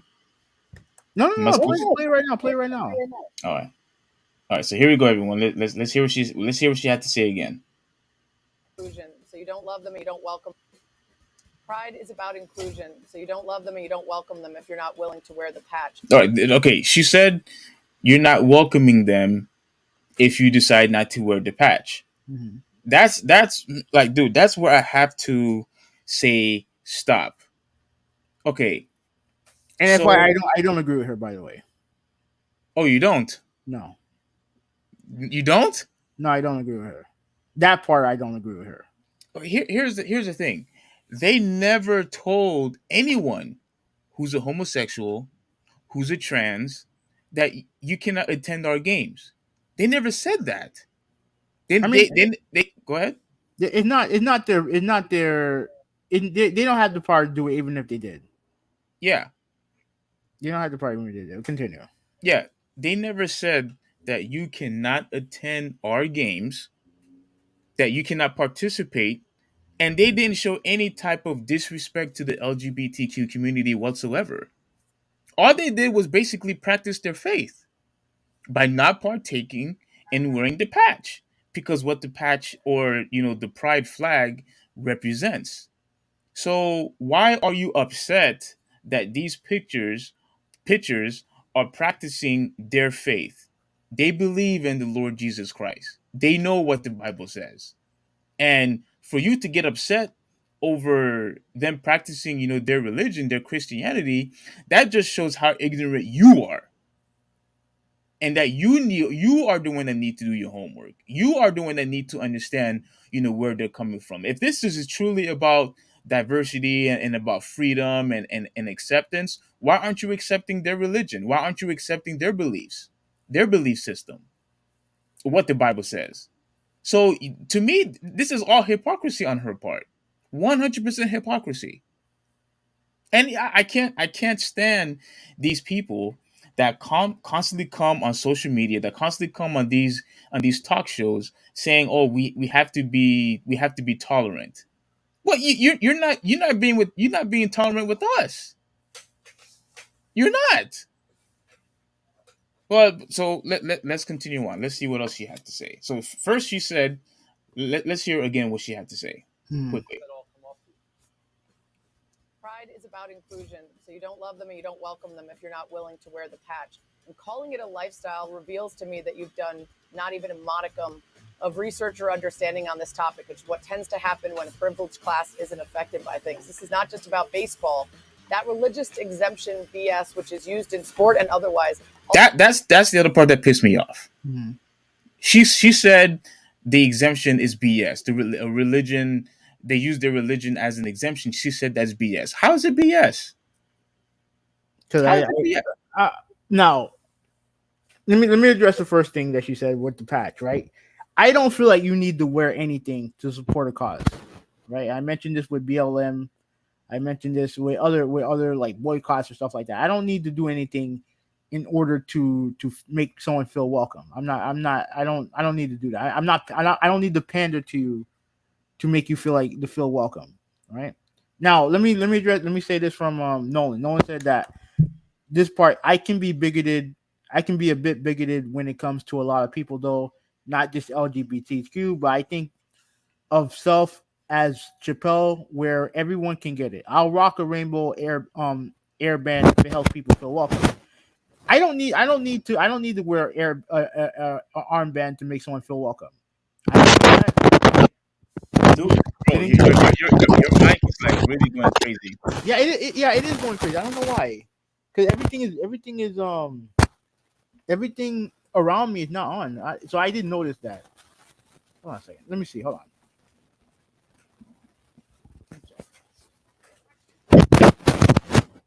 Yeah, it originally wouldn't have bothered me, but I guess because I'm wearing these headphones, these headset, I could hear it, and it's really loud. And everyone else that's on this chat, like, please, if you can, if you will, are you hearing the same thing what I'm hearing? Like a whole bunch of noise on Heaven Else part. Like McKinley, shout out to you. If you hear it, just say, yeah, I hear it. Nolan, do the same. Kid Vid. Now, here's the thing, right? When it comes, like, I don't need like what Nolan said right here, right? Like he said that I'll rock an armband if it helps you feel welcome. I don't need to do that. All I'm gonna do is treat you like anybody else. I don't need to wear an armband to make you feel welcome. And I do think that's part of the problem. And I do think that's why Pride Month exists, because we have to go to this great lengths to make people feel welcome in a basic environment. right? I feel like that's unnecessary. You know what I mean? If you like, you should feel welcome to go anywhere you need to go, no matter what sex you are, what what your sexuality is. I look at the end of the day, it's none of my business, and it's none of your business. Like if you want to come to a game, you should have every right to do so. No, but let me stop you right there. No, it does become my business or these players' business when you tell them they have to wear a patch that they don't want to wear. And It does become their business now. now here's the thing: we can argue over the patch or whatever, because at the end of the day, they are under a contract. They are getting paid by the company. Mm-hmm. But if they decided, look, this is not our thing, whatever, and they can, because I'm not supporting their stance on not wearing the patch. I don't care if they do or not. It's not my business. What I praised them for was the way they handled it. They talked to the organization. They're like, "Oh, we this and that," and then the organization, in kind, responded and said, "Okay, if you guys don't want the exemption, that's fine, perfectly fine, not an issue." Now, the second part, where you mentioned about the religious exemption. Now, I'm going to tell you this right now. I think a lot of people who use that religious exemption are bullshitting. So you agree with her? No. I think a lot of people who do that are bullshitting. With that said, if you can't prove it, then there's nothing you can do. There really is nothing you can do. So are they BSing right now? Are the players BSing? I don't know, because I don't know them. Well, but you said if they are using that as a reason not to wear it, that they're BSing. If people who are using their religion as, I think most people who do are BSing, because a lot of people use the religious exemption for that, but then when it comes to other stuff, they're like they'll let it go, or they'll participate, right? And that's why I said I hope and pray that none of those players get caught up in some bullshit where they're cheating around their wives or doing something that's against God's will. Because then everything's gonna circle back to this conversation. So you have any more to display from her audio? yeah. Dude, the audio just getting started. I just had to stop. I just had to stop real quick because once again, this is not just about inclusion. Here's why this really got me upset, because this has nothing to do with inclusion. This has nothing to do about being tolerant. You know what? I think this is about. I think it's about control. That's what I think it's about. What you're saying is, I don't care about that you are a Christian. I don't care if you believe in Jesus.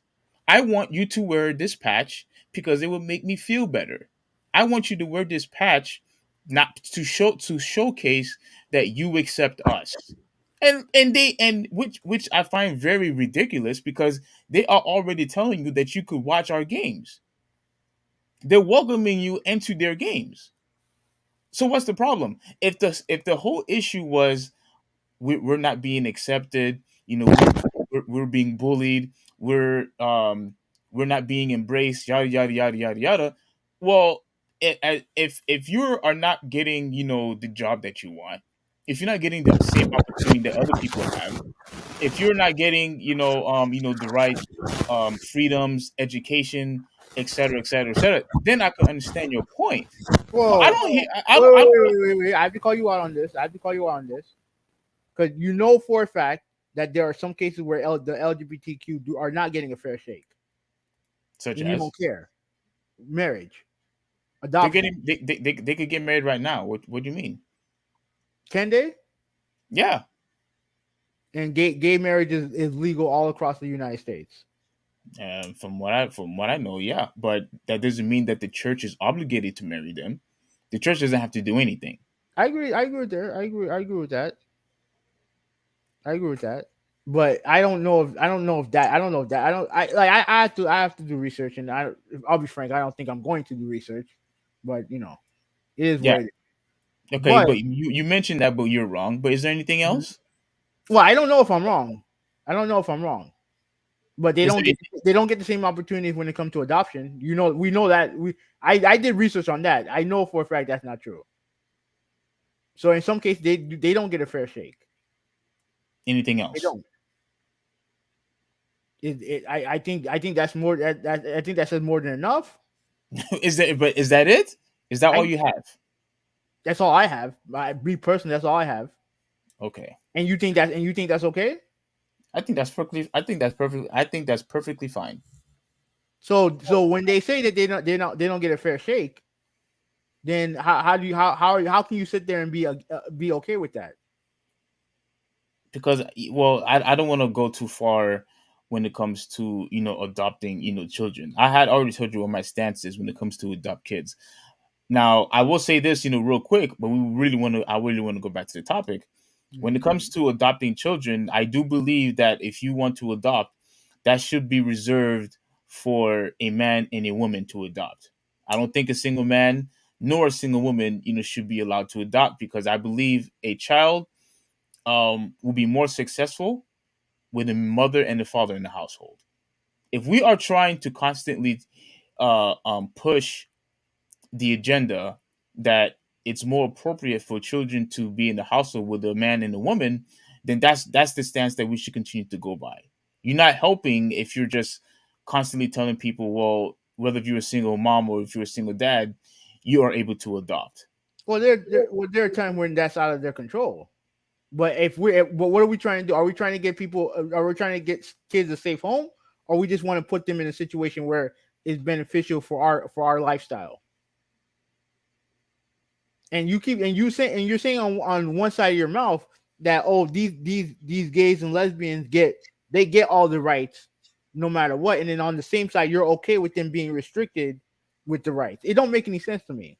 No, it makes perfect sense, because even if two gay couples, if two gay men or two gay women wants to have a child, an opposite sex is still missing in that family. Yes or no? Okay, yeah, it is. And Right. okay, people grow up without one. There are people who grow up having two fathers is not a mother and a father. Okay, Having two mothers is not a mother and a It don't father. matter. It don't matter. It does matter. No, it don't matter. That's what Because it takes for you to have a why? child. Because people who are successful, it like I said, it's not ideal. But as long as they have someone there to protect them and to take care of them, what's the issue?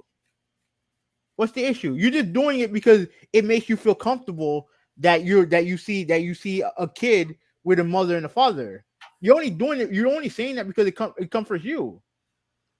If you have, no, of course it does.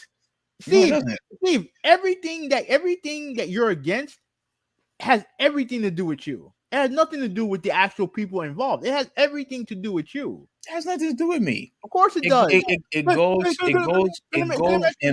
goes in line with what the Bible says. Okay, but we all know that that's a guideline. That's not the rule. It's not the rule book. It's a guideline. You've told me that.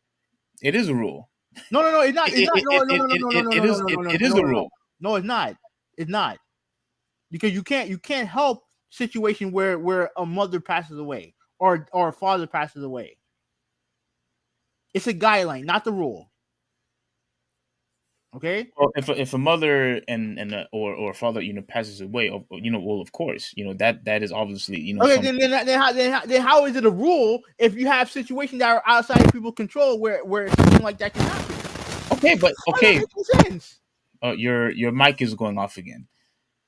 How does that make any sense? It makes perfect sense. Stuff like that is out of people's control. Right? Okay. If somebody dies or if there's a divorce, yeah, it's out of your control. But at the same time, you're saying, these two men can't adopt because they're men. Because now you're just making it voluntary. You're just having two gay couples doing it just for the sake of it. If they feel like they can raise a kid, what's the problem? The problem is you still have an opposite sex that's missing. Okay, so what? It's the same thing happened in death. So that means if a husband becomes a single father because his mother died, that means they need to take their kids away from them? No. All right, Comparing, those two is ridiculous. You it's sound the same. ridiculous by It's the same. comparing No, the because two. you're No, you're basically not. saying, you're No, you're not. basically saying, no, you're Because we're basically not. saying, Because we're not immortal. no, no, We're you're not. We're not. saying, We're not you are immortal people. saying We're not that immortal. you're saying that two gay people cannot raise a kid. That's what you're saying because there's a sex missing. Well, in that case, there's a sex missing. So what's the difference? When someone dies, obviously that is something that is out of your control. You have All right. no Well, control over at the that. end of the day, there's a sex But missing. two, Yes or no? but There's a sex missing. Yes or no? two gay people Is who there, want is there a to. sex missing? Yes or no? Answer the question. I'll let you talk. No, it's not the same thing. No. Is there a sex missing? Yes or no? Yeah, sex is missing, but it's out of your Okay. control. Oh, no shit is out. No shit's out of your control. Okay, this is actually in your control. That's what I'm trying to say. That's the difference. And if you have kids out there who are starving, who are looking for a family, who are looking for a home, you're basically saying that if you're gay or you're lesbian, whatever the fuck you want to say, they can't have kids. Listen, That's what you're saying. listen. Like I said before, this is you could call it an exclusivity when it comes. Oh, I'm just talking about homosexuality. I already said even if you are a single mother or a single father, I don't think they should adopt either. All right, then what? Okay, and then if in the case of death, why aren't you okay with the kid being taken away from the single family, from single mother or single father? You're basically saying the same thing. If a single parent wants to adopt a kid, why can't they? If they're qualified, why can't they? Listen, It's the same. It's the same. Look, it's the same thing. we're going off topic here. No. You said it, and we're gonna talk about it. No. You said it. You started it first. But go ahead. That's fine, but we're gonna finish it because you haven't come up with a logical explanation. I already did for this. You didn't. I did. You Because didn't. you're trying to compare someone dying instead of two couples just doing it voluntarily. You cannot compare the two. No, but you're the same guy who constantly say, "Oh, the results are the results." You're the same guy who said that when it came to our gun debate. You're the same guy who said it. Oh, the results are the results. Wait, what are you talking about? When it came to shooting somebody or driving them over, what was your response? The results are the results. That was no. Don't put words in my mouth. What I said. Go ahead. Massage it. What I said was that whether if a person uses a gun or a vehicle, the results are the same. That's what I said. Whether they use a gun or vehicle or whatever it is, a hammer, whatever it is that they want to use to kill somebody, whether it's a frying pan or poison or a crowbar, right? The results are the same. If they want to kill somebody, they're going to find the results are the same. It doesn't have to be a gun. The results are the same. So my point was anything could be used. Anything could be used as a weapon. Anything. That doesn't mean that you have to ban that particular item just because it could use to commit harm to somebody else. That's common sense. Because that's common sense. The results are going to be the same. It's common sense. You said. It's common sense. That's what you're avoiding that statement. You said that statement. It's common sense. Said that. You said that. So I'm giving you the scenario where the results are the same. The results are the same, and yet you're trying to pretty much massage it because again you have this weird, not weird. I get why you're not into homophobia, but to me, you are. No, I get why you're not into homosexuality. I get it. You are. I don't care if people are homosexual or not. It's not my problem. Not my business. It's not my business. To me, you have a lot of people out there. You have tons of men and women who are bad parents. That's just obvious. The thing is, what I don't like is this notion that if you're gay, you're automatically a bad parent without giving them an opportunity to prove themselves. Or if you're a single mother or a single father, that all of a sudden that rejects them from being a parent. That's pretty much what I'm saying. That's been what I'm saying. It doesn't make any sense, and the only reason why that's the case is because of homophobia. That's all it is. All this, all the reason why all this is happening because of homophobia. And I'm sorry, I don't rock with that. I don't rock with that. Now, going all the way back to the topic at hand. Well, okay, before we get back to it, let me read these comments, right? Okay. Now, no one said that that's exactly what it is, pandering. I agree, and that's what I said. I do think it's more of a point not to exclude than to include someone. He also said, I mean, I think a lot of people got their PPP loans are BSing. I don't get that. PPP loans? I don't know what that means. It is they can get married, but there was that issue in Alabama where the lady didn't grant marriage licenses to gays. Yeah, and a straight couple don't have to deal with that. That don't have to deal with that at all. That's not equality. It's not. That's not accepting. That's not acceptance. We already know what marriage is supposed to be about. It's exclusive to a man and a woman. You know that.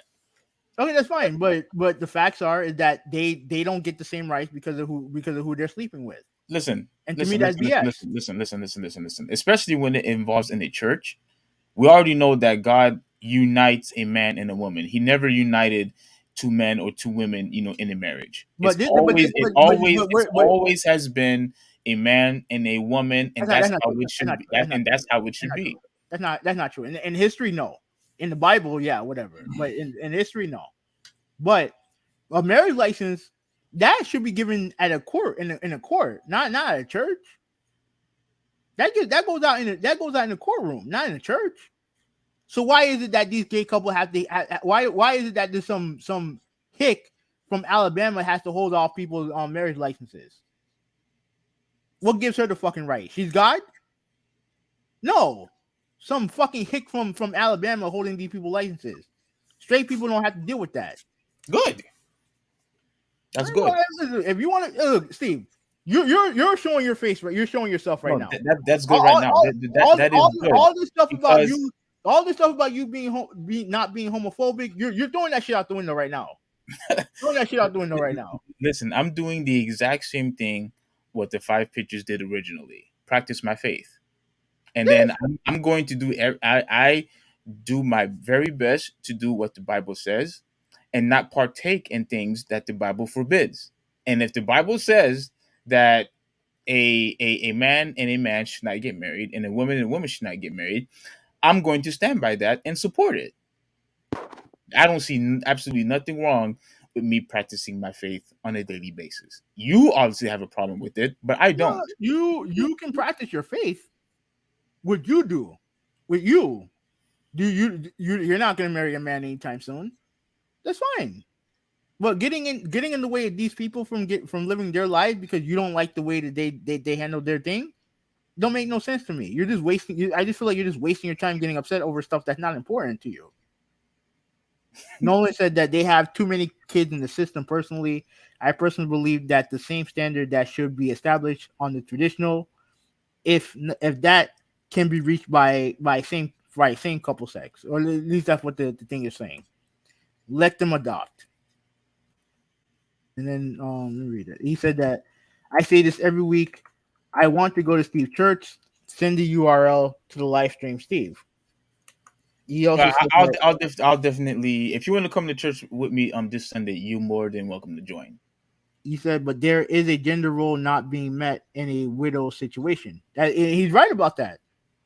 But the problem is that doesn't bother you because you look at it in a different way. But you're the same guy who will sit there and look at it, look at gun violence, callously and be like, oh, the results would have been the same no matter what. But the results are the same here, and yet you're like, oh well, you can't control that they died, and all the other stuff. Want to come up with excuses? At the end of the day, the results are the same. Yeah, the result may be the same, but they were married traditionally how God wanted in the first place. That's number one. Number two, they could remarry, marry somebody else. That's another thing. in the gay marriage or in the gay family, none of that could ever be fixed.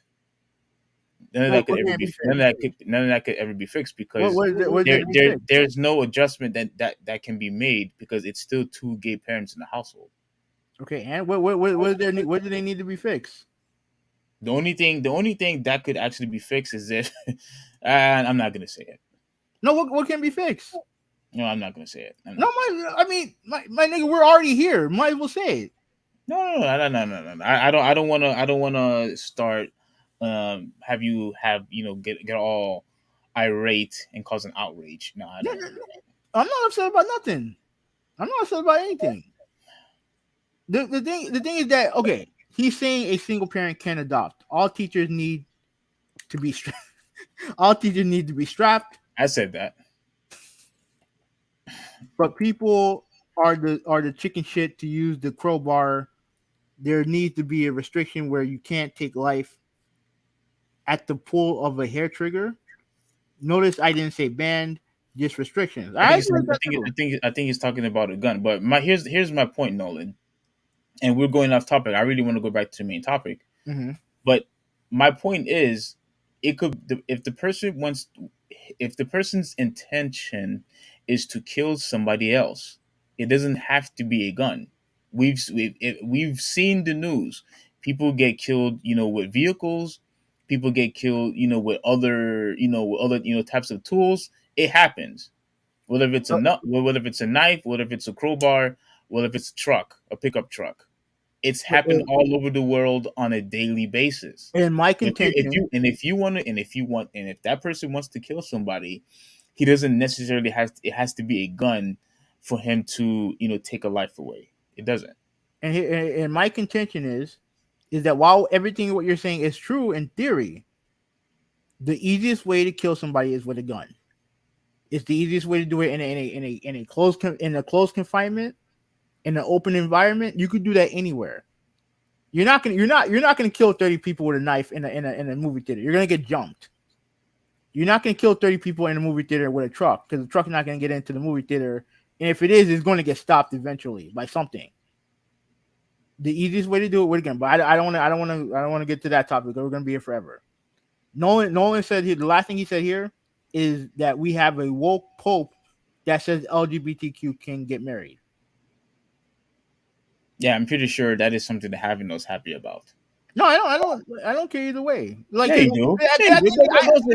Don't say that you don't care when you just went on a huge rant saying that they don't have the same opportunities. Don't give me that. They don't. Do not. They don't. But like, don't say that you don't care because you do. Obviously, you do. No, I don't care because I don't think that a random white guy living in Venice should be the arbiter of who gets married or not. I don't care about the Pope. I mean, whether he's like, again, I commend him for saying what he's saying because what he said is very rare for a Pope to say. But like, at the end of the day, it is what it is. I mean, it is what it is. Like, it's not a big deal to me. But go ahead, continue on with the Sarah Spain thing. All right, thank you so much. Now let's continue on to what she said. It's only like a minute, so we're almost done. Also allows for people to be denied health care, jobs, apartments, children, prescription. Also allows for people to be denied health care, jobs, I had to say it again. Apartments, children, just about One more baseball. Time. That religious exemption BS, which is used in sport and otherwise, also allows for people to be denied health care, jobs. How? Explain to me how. How can them not participating in this, patch nonsense preventing homosexuals from getting housing and childcare? I think what she's saying, I think what she means is that the mindset that we can dictate what these gays can do or not do is what I think that's what she's trying to say. It has nothing to do with the patch. It has no. The idea that the thing is that this idea that we can tell them what to do or what they can't do can lead or have led or could lead to them denying homosexuals health care. We already see it with the kids. They already do that with the kids already. Now, all that other stuff that she said, I can't prove that for a fact. But you think it's outside the realm of possibility that that someone who owns like property, right? Let's say someone who has your mindset owns property, right? And you envision your property as family friendly, this and that, whatever, and you prefer to sell your property to a traditional couple. You see a gay couple. They want to buy the property. Would you sell them the property? I was still selling the property. What would be the problem? I mean, But a lot of people of your mindset wouldn't do that. I don't buy that. And there's a story that I read, and there's a story that I read of a couple. I don't know if you know this or not. There was a black couple who wanted to buy a house, and they gave the people who owned it gave them a price, and then what they did, they thought the price was too high, so they asked their white friends, "Hey, can you inquire about the same house?" They did, and the white couple got a much better deal, a much better price for that house. So don't say they can't happen. It can happen. Wait, but that sounds like that was a race issue, no? Okay, that's fine. But again, imagine someone who thinks like you, who have the power to give people, things, they have the power to give people houses or whatever based on your standing and stuff like that. And a gay couple who you're not fond of, they're inquiring about a house.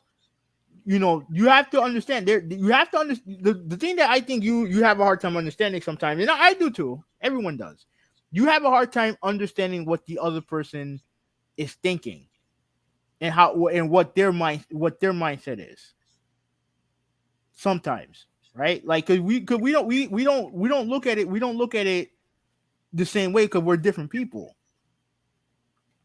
But and you said that it's a race thing, but it could have easily been a gay thing. Could have easily been that. Be like, oh, I don't know if I want a gay couple here, but if they want to pay, yeah, I'll pay, but I'm gonna get some extra money out of it. But if it's a traditional couple that comes over there, yeah, I'll give them a fair price. You know what I mean?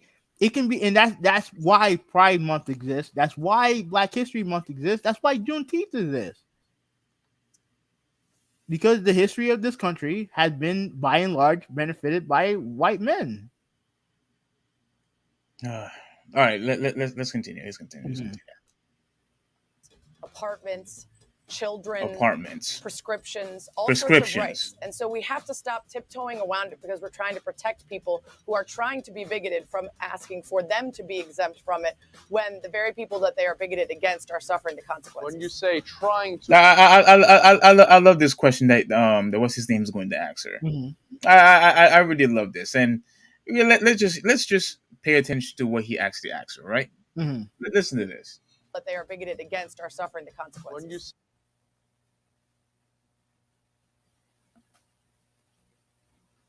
Yeah. Steve? Can you hear me? No. Yeah. Now I can hear you. Can you repeat? Go back and repeat what you said. My computer froze for a second. Yeah. You did. Yeah, it did. Against are suffering the consequences. When you say trying to be bigoted, they're trying to use religious exemptions to affect the opportunities, services, available resources for people who are LGBTQ+. And a patch on the jersey in this way. In the case... Oh, let me hear. That was my point. No, let me hear. That was my point. Go ahead. I want to hear her response. All right. Yeah, I'll let you hear my response. Her response. No, that was my point. I don't know how all this off from a patch and wanted them to be exempt from participating. I don't know how that links to everything else. But let's go on. Yeah, let me hear, and then we can go to LGBTQ+. And a patch on the jersey in this way.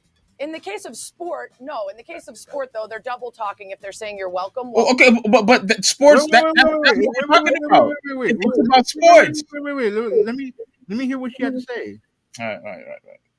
Of sport, though, they're double talking if they're saying you're welcome while also saying that we don't encourage or we disagree with it, especially when there are devout people of every single religion that also welcome and are open to people who are born gay. David Dennis Jr.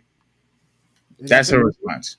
That was it. And do you want to listen to it one more time? No. Yeah, I got the gist of it. Now, I have okay. to talk about Sarah Oh, Spain crap. calling the Rays players out who decided not. Oh, my bad. That was came out of nowhere. That sounded like Nick Wright, right? No. Jake Crane. I think that's Okay. it. All Jake right. Crane. You know who that is? Okay. No. Okay. Now, yeah, when it comes to sports, I don't agree with her. Oh. I don't, Okay. because like I think that it's just a patch. Who cares? It's a patch, right? And they, like I said, the way they handled it, I like the way that they handled it. They talked to the organization, and the organization was like, okay, we're cool with it. Again, you can think that their exemption is BS or whatever. That's fine. At the end of the day, the team, the players in the organization had a conversation, right? They had a conversation. They used the religious exemption as a reason why. So at the end of the day, and at the end of the day, you have to kind of live with it. You have to live with it. You don't have to agree, but you have to live with it. But at the same time, if people are going to criticize, then it is what it is. What it is. Like it is what it is. I'm not. To me, my thing is this, right? When it comes to her, like when it comes to culturally, I agree. I understand what she's trying to say. In this case, and I think that's where you're going with it. When it comes to the sport by itself, there is no. You can't really equate the two because it's on a much different scale. Even though I get what she's trying to say, but it's not on the same scale. Go ahead, say what you guys say, and I gotta read these comments.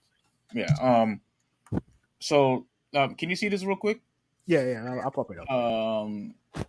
Yeah, because so pretty much just in case, just one last piece right here. Mm-hmm. We have to stop tiptoeing around it because we are trying to protect people who are trying to be bigoted from asking them to be exempt from it, when the very people that they are bigoted against are suffering from the consequences. You say trying to be bigoted, like this again. This just doesn't make any sense. The only reason why they want to be exempt is because they don't agree with the lifestyle because of their faith. That's it. There's absolutely no other thing that we need to discuss. There's what else do you actually need to know? We are Christians. We believe in Jesus. We believe what the Bible says. And if the Bible says that we're not supposed to partake with man and a man and a woman and a woman, then that's what we're going to go by. That's that's it. Like, why is that so difficult? How does that transcend into gay couples not getting any housing and all the other stuff? We're just talking about the sport right now. That's what we're talking about. And if they choose not to partake in wearing the logo of the LGBTQ pride, community, whatever it is, they have every right to do it. They have every right. And okay, and then let me say this. I think what she's trying to say is that she's trying, even though I don't agree with the equation with them making it equal, she's saying that a lot of the same talk about religion and all that other stuff affects other aspects of the gay and lesbian community as well. Because you have to understand the whole marriage thing, all that stuff is based on religion, which is against their lifestyle, right? And a lot of people, and remember, the people who are in power in this country are the group of people who are in power most in this country by religion or whatever is Christianity. Yeah, it's Christianity. Huh? Oh man, yeah. Okay, the people who are in control in this country, the people who are in power in this country, are like, at least the vast majority of it is Christianity. Yeah. So they're the one that they get into office a lot easier. They can become president a lot easier, governor, whatever. They can get it's a lot easier to be straight in this country than it is to be gay. There's the facts. And when you have that, the people who are in power are the one that make the rules. And the one that make the rules can use any reason why those rules can be applied and who they're applied to. And if you have people who are not for your lifestyle, you're not going to look out for them. You're not going to make rules that benefit them, basically. So the idea of what she's saying, I understand and I agree with her on. But to equate all that to what these guys did, I don't agree with her. I just don't agree with her. All right. So last thing, it says you got that. Spain has no respect for your religion or any opinion that differs from hers. She represents any part in the party of tolerance. The five bigots in question are Jason Adam, Jalen Bleak, Brooke Raleigh, Jeffrey Springs, and Ryan Thompson. So these pretty much are the five guys. Yeah. We mentioned that a couple weeks ago. Yeah. Yeah. So once again, if we are going to profess that we are Christians, and because the reason why we profess that we're Christians is because our behavior and our hearts reflect Jesus Christ, right? And regardless of whether you like to hear that or not, we do our very best to do what Jesus says. And I'm not saying that we're perfect. No, we're not, because Christians still sin. You know what I'm saying? We still do sin. We have sin in our lives. That's why Jesus Christ died for our sins, so that we could have a second chance and have eternal life. But at the end of the day, if those guys went out there and participated in this whole prime stuff, a lot of people would question their Christianity or their faith. Who would? Because I didn't know they were Christian until they said so. I guarantee no one would. a lot of people would. I mean, I don't think so. Because these guys are no names. Let me ask you a question. And I really want you to answer this sincerely. Mm-hmm. If I went out there and participated in the gay parade, what would you ask me? Tell the truth. Tell the truth. Who are you and what did you do with Steve? Exactly. Because I know how you are. Exactly. Mm-hmm. Exactly. I have no business participating in that type of stuff whatsoever, because it promotes what the Bible forbids.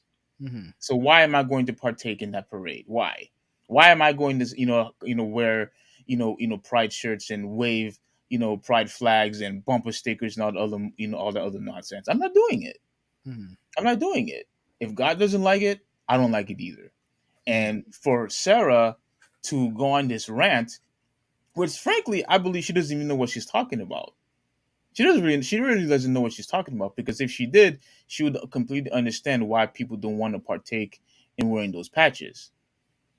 It's promoting something that the Bible forbids.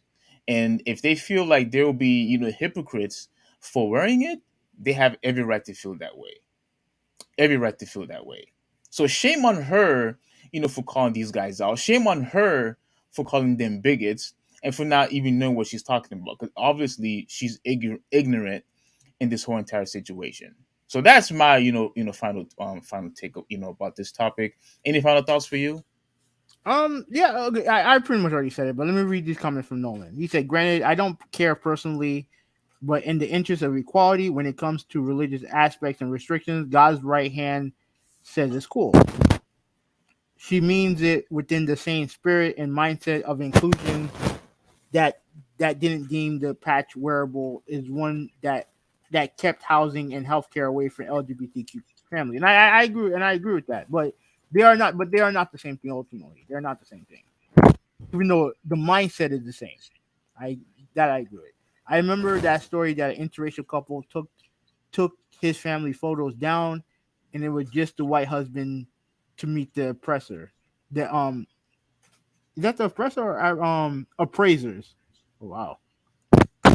He got a quote that was your microphone, dude. Like, please fix it. I don't know. I don't know what's going on with the microphone. I really don't. Like, are you touching it or moving it or something? No, I'm just talking. All right. Let me move it away from my face. Can you hear me? Yeah. Okay. He got a quote that was 40% higher because there was no black person involved in his family. I have to agree. Christians are very good at judging their own. If they don't want to have to answer to their fellowship, they don't blame you. I don't blame you. So, Oh, yeah, appreciate that. all right. So before we get to the Stephen A thing, let me use the bathroom real quick, and then I'll be right back. But you can get started on the Stephen A thing. Okay. Good. All right, no problem. Mhm.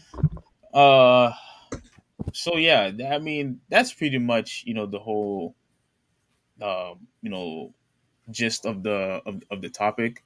Frankly, for me, I have to say one more time, she doesn't really know what she's talking about, and I understand, what you're trying to say, but just stick to the original topic. The whole premise of that whole entire situation was them not wanting to partake in the Pride Month, and frankly, in my opinion, no Christian should.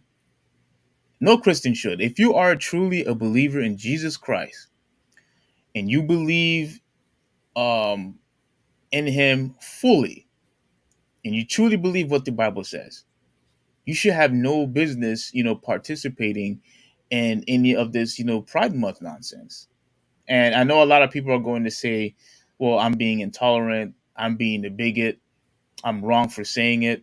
Listen, if we are truly the land of the free, just like how you have the freedom to express your feelings, I should have the freedom to express mine. If this is truly a land where I could practice, my religion, Christianity is part of my religion.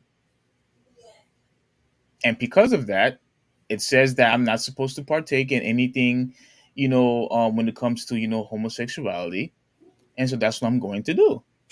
I'm not going to partake in it because that is like what's the word?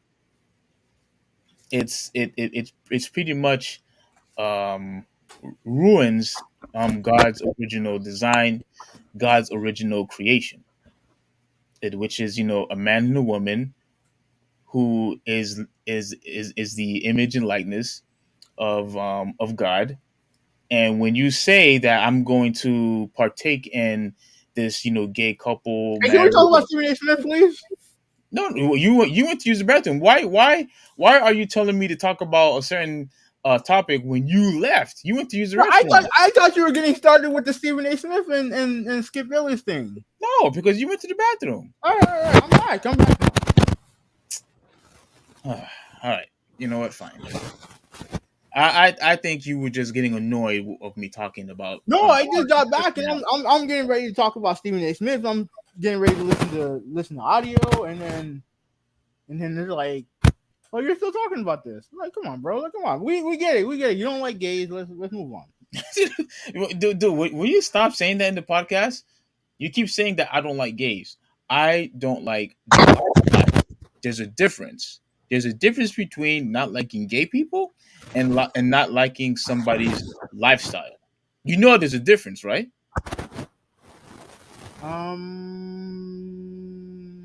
Let's talk about Stephen A Smith.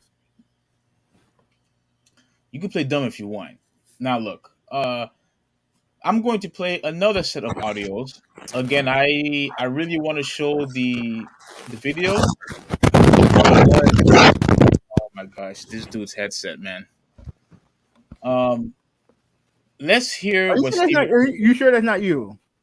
No, because how could it be me when it's your logo that's constantly going crazy? See, there it is again. Look at your logo. Clearly it's you. Look at it.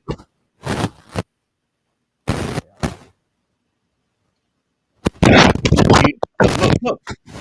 And you're Yeah, not no, I'm saying moving. I'm anything. moving. I'm moving. I'm moving my mouth. This dude's going to ruin the podcast. Let me go to settings. I'm just joking.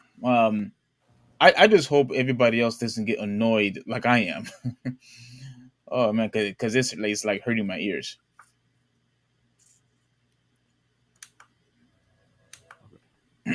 And there's no way for you to hear it because you didn't set it up to where you could hear yourself. You know what I mean? No, So because I everything that I have set up was what was there last week and Thursday and, no, and no. What I'm saying is when you talk, you don't hear yourself talk. yeah. So you're not going to hear all that noise what I'm hearing. Hold on a second. Let me go on YouTube real quick and see. Yeah, you don't. I don't hear it now, but eventually, eventually it'll happen. What I'll do is I'll let you know when I hear it, and then I guess you could pop on YouTube and see if it echoes. And they know, or vehicle, or whatever, One second. whatever it is, a hammer, whatever it is that they want to use. Dang, well, how did the world are you listening to that? Right, let's oh, you must have rewinded. I'm on the phone. Apartments, children. Apartments. You can't take life at the pull of a hair trigger. You have to live with it. But at the same time, if people are going to criticize, then, it is what it is. Like, it is what it is. I'm not, to me, my thing is this, right? Are you playing our podcast? Yeah. All right. All right. So you said that it's not happening right now. No. So I'll listen. I normally listen back. I'll listen back to it and see what I can do. But anyway, go ahead with the Stephen A. and thing. All right, so let's listen to Stephen A. real quick. Mm-hmm. So pretty much the problem is that Stephen A. and Skip Bayless been having a little bit of beef, and they went back and forth a little bit. Stephen A. basically was sharing history of how he came to First Take. Mm-hmm. And he basically, gave himself credit that the show became number one, and Skip Bayless basically did not sit well with Skip Bayless at all. And so instead of reading an article, let's just hear it from the horse's mouth. Now, you know how I feel about Stephen A. Mm-hmm. Lately. You know how I feel about Skip Bayless. Yeah, but I'll let you know whose side I'm on after the audios are finished. So let's listen to what Stephen A. had to say. Well, a couple years later, they moved it to Bristol, Connecticut, to the headquarters of ESPN, called it First Take, changed the name from Cold Pizza to First Take. And then one of these days, a guy by the name of Jamie Horowitz was an executive here.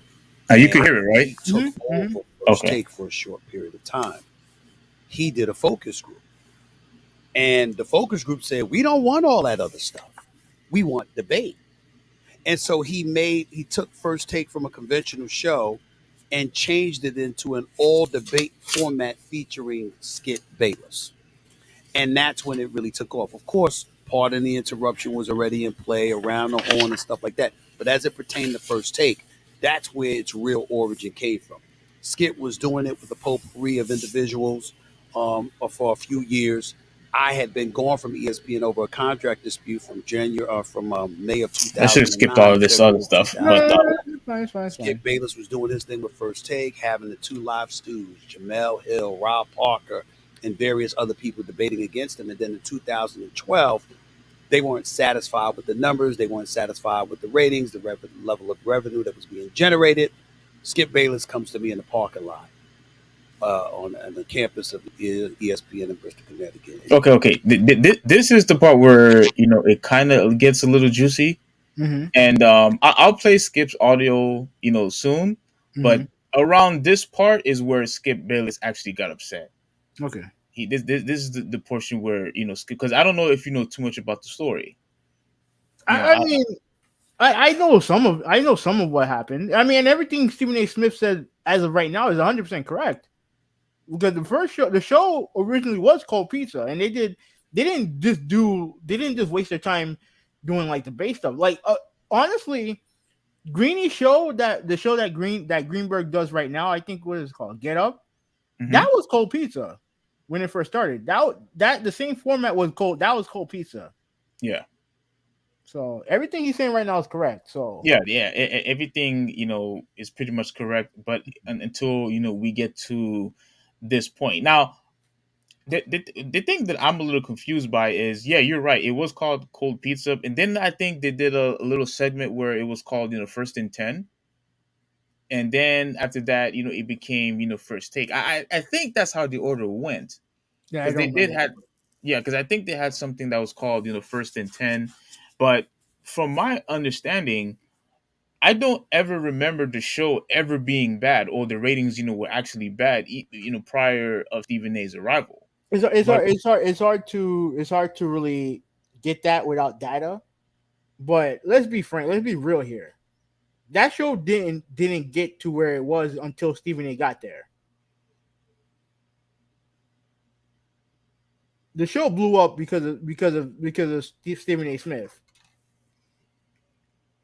Mm-hmm. Well. Let's see. Let's see what happens. After that, here's where he talks about the whole parking lot situation. He says, "I know you got your plans. You love the NBA. You love being out on the road. You love being in the locker room." Oh, by the way, this is when this audio is when he's talking and JJ Redick's on podcast. Mm-hmm. All right, so he basically, is talking about the history with him and his former colleague, Skip Bayless. So that's pretty much it. Yeah. He said, "But I need you." He said, "I can't. I've done all that I could to take this as far as I could go. I need you to do this for me, please." He said, "I just need 3 years." He said, "I think we'll knock it out the park." I thought about it. Those were clearly my best options. They weren't about to give me my own show or anything like that at the time. I thought about it for a couple of days. I said, all right, I'll do it. 1 month later, we were number 1. And we've been number 1 ever since. And so when it skyrocketed to that point, it was like, shit, I didn't see this coming. I knew we'd be successful, but I didn't know we'd skyrocket to the number 1 morning show. And it happened a month after I arrived, and it's never changed. We talk about the chemistry all the time with things like this. Did you feel that chemistry right away? Yeah, we always had the chemistry. Skip and I used to work at Fox together. Jim Rome is Burning. Yeah. He had that show on ESPN. It was called The Last Word when he was on Fox. And we would be in Fox studios off of Pico Boulevard and Avenue of the Stars, which I absolutely love. This is almost done. Trees, sunshine, lunch outside with 90-degree weather, sunshine beaming down, and y'all just loved it, And they did a pilot with Skip and I because Skip and I used to debate all the time, and we never agreed on anything. But I love the fact that, again, he stood for what he felt. And his whole thing is, this is what I believe, and I can make that argument. Now, no matter how much I disagreed, I respected the fact that that's how he felt, and that was an argument that he could make. So we would debate sometimes in the hallways. And then the executives saw us one time. They watched him do his work. They watched me do my work when I was on the Best Damn Sports Show, period. And they said, let's create a pilot. And we created a pilot that was called Sports in Black and White. And they were basically trying to create it to go up against PTI. And we did it. They loved it. We were in contract talks the whole bit. And at the 11th hour and 59th minute, the head of Fox, David Hill, pulled the plug and said, this is not what we want to do. And so from that moment on, that was in the year 2000. From that moment on, Skip and I had always wondered what it would be like if we had worked together, because we had kept in touch throughout the years. So when the opportunity finally came and he approached me in that parking lot, that was what he brought up. This is unfinished business. We were supposed to do this 12 years ago, but here we are again, and this is our opportunity. Stephen A., I need you to do this for me. And by this time, I was coming on once a week because I had returned in 2011, and then a few months. All right, so again, it's almost done, and he brought it up again where Skip Bayless asked him, I need you, to come with me. So I really want you to keep that in mind because I want you to hear Skip Bayless' response, right? Mm-hmm. And I would come on every Wednesday, and the ratings would blow up. And he said, "I need you to do it." Did your relationship with Skip ever fracture? Was there any contentiousness there? there? 45 seconds left. The only time anything came close to that was when I knew he was leaving before he told me, and I was like, "What the hell is going on?" And so I confronted him because for better or worse, I'm a straight up guy. If I work with you and all of a sudden I'm leaving, you ain't gonna find out from somebody else. You're gonna hear from me. I'm gonna come looking for you to tell you. I'm gonna give you the news face to face. And I was hearing it, and I'm like, what the hell is going on? And then when he confessed to me what had transpired between his negotiations with the company, I understood why he couldn't tell me in the immediate moment. But that's literally the only thing that we've ever had any kind of issue about, and that lasted for like 6 hours. All right, that was it. All right. I wonder if he did the same thing with Max Kellerman. I was actually going to bring Max Kellerman, into this topic, but what are your thoughts before I play Skip Bayless audio? Honestly, I don't see what the big deal is. I don't see what Skip Bayless upset about. Yeah, trust me, Skip Bayless was really, really, really, really upset. Like when I was watching his podcast, like I mean, I'm not gonna say that he just exploded, but you No, could no, tell no. by the face of by Yeah, hearing his audio, he play was his upset. audio. Play his audio. Okay, I'm going to play his audio, real quick. Mm-hmm. Here's the thing that I want to say first before we play Skip Bayless's audio. Do I think that Stephen A. Smith is lying? Like, I mean, I don't know, because I really want you to hear Skip audios first.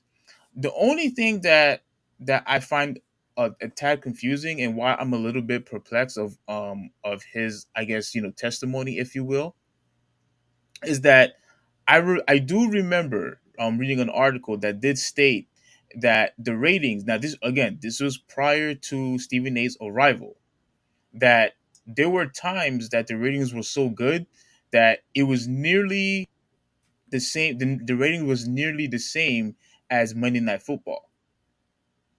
You know what I'm saying? No, that's not true. I think that's actually legit. I'll look for it while Skip Bayless is playing, because I think even he mentioned it also, unless he's lying. On the same level as Monday Night Football? No, almost. Nah, I don't buy that. But anyway, Almost. all right, go ahead, play his audio. All right. So here you go. This is Skip's. I skipped a huge portion. Mm-hmm. On the Reddick podcast. Yeah, the Reddick podcast. Mm-hmm. Said my brother Stephen A. Smith on the Reddick podcast.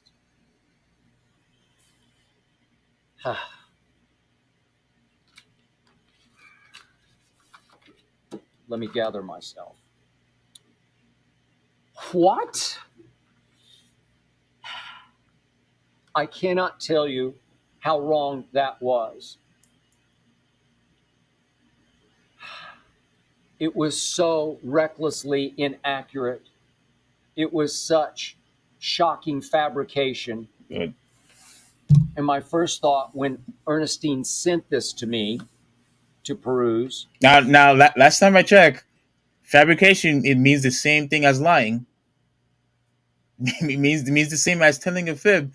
So so already he's accusing of Stephen A. of lying. Mm-hmm.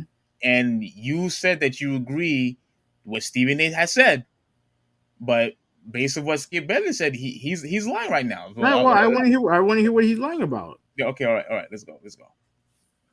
I thought, how could my brother Stephen A. turn on me like that? Oh, stop right there. Seriously? Wait, I thought you said you wanted to hear. Stop. Go ahead. He didn't turn on you, you fucking moron. Fuck out of here. He didn't say nothing bad about you. He said he turned on you. Like, if it's something where if he's lying about something, fine. But he didn't trash you at all. He didn't trash him at all. So get out of here with that fucking fake ass fucking bullshit. Get the fuck out of here. Go ahead. Wait, hold on. Dude, you sound pissed off about this right now. No, because here's the thing that some people do, right? Like, to manufacture beef, right? They say, oh, how can you turn on me? He didn't say anything bad about you. He didn't say nothing bad about you. What did he say? What was the worst thing he said about you? Oh, you begged him to come on to the show? That's the worst thing he could have said? I'm going to go on to the assumption that when he said he begged me to go on a show, a guy who is obviously, I don't know how old he is, but he's probably like 60, 70 years old, a grown man, begging somebody else, to come into his show. I mean, he probably find that very offensive. And again, like, it's not like he said anything. He didn't say anything bad about him, though. He didn't turn on you, fucking drama queen. Go ahead, play the audio. Continue the audio. All right. Stephen A. was suggesting that he saved and then made First Take. All right. There you go. That was one. Stephen A. did say that. Mm-hmm. He did say that. So let's continue on. So let's not act like Skip Bayless is just causing drama just to cause drama. Stephen A. did say that. Saying that he turned his back on him when all he did was praise him is causing drama. That's what it is. All right. I'm gonna play it again. Mm-hmm. How can you save and make a show that was already as big a $1 billion-to-1 success story as ESPN had ever seen? The ratings and the revenues were impossibly great when Stephen A joined me in 2012. With Stephen A as my partner, First Take would never touch the NFL Monday ratings that it hit in 2011, pre-Stephen A. That's pre Stephen A. That's what I was talking about. Mm-hmm. Now, you said it never. It's hard to believe that it reached those numbers. But like I said, they would know more than me, maybe. But whatever, it is what it is. Oh, okay. Yeah, I just wanted to. I wanted to pause there just so you could catch what I was saying prior to of him saying that that the ratings were not as good, but it was like right there pretty much. Mm-hmm. And I had taken First Take as far as I could. Seriously, I was just getting started. The rocket had just launched the year before in 2011.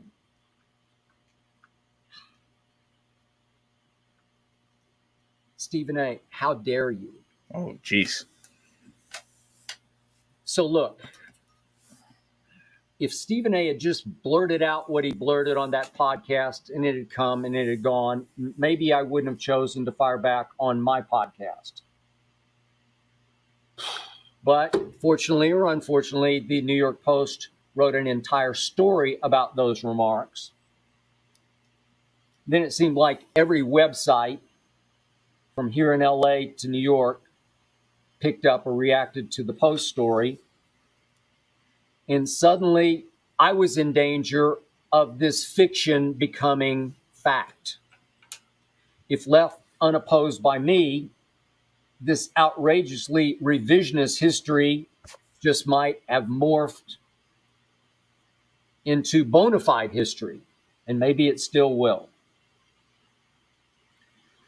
Maybe it still will become part of that public domain, and in the future, I don't know, maybe every time someone goes to write about the all-time amazing success story, the against all odds rise of First Take, they will accept as gospel that Stephen A saved and made First Take. Mm-hmm. And trust me, that is utter untruth. Okay. To use one of Stephen A's favorite words, that is just blasphemy. Mm-hmm. I hope you enjoyed that video. All right, so that was it. Ready for more? I don't want to look for the whole entire podcast, but that's pretty much the gist of it. So he's upset with Stephen A because he basically said over nothing. Yeah, he basically said that number one, that he never begged Stephen A to come and join him, and number two, that Stephen A wasn't the reason why, or suggested that Stephen A saved First Take, and that First Take was or that I did the best that I could. I need you here. So he's saying basically all of that is untrue. He constantly said this is what he was saying was untrue, and uses his favorite quote, blasphemy, at the end of the podcast. Here's the thing. What happened? What happened? Stephen, they changed the format of the show, despite the fact that you led it to great heights. They changed the format of the show, and who was your and I do remember he had a litany of guests after Woody Page left. Then they had a whole bunch of hosts. Which one stuck?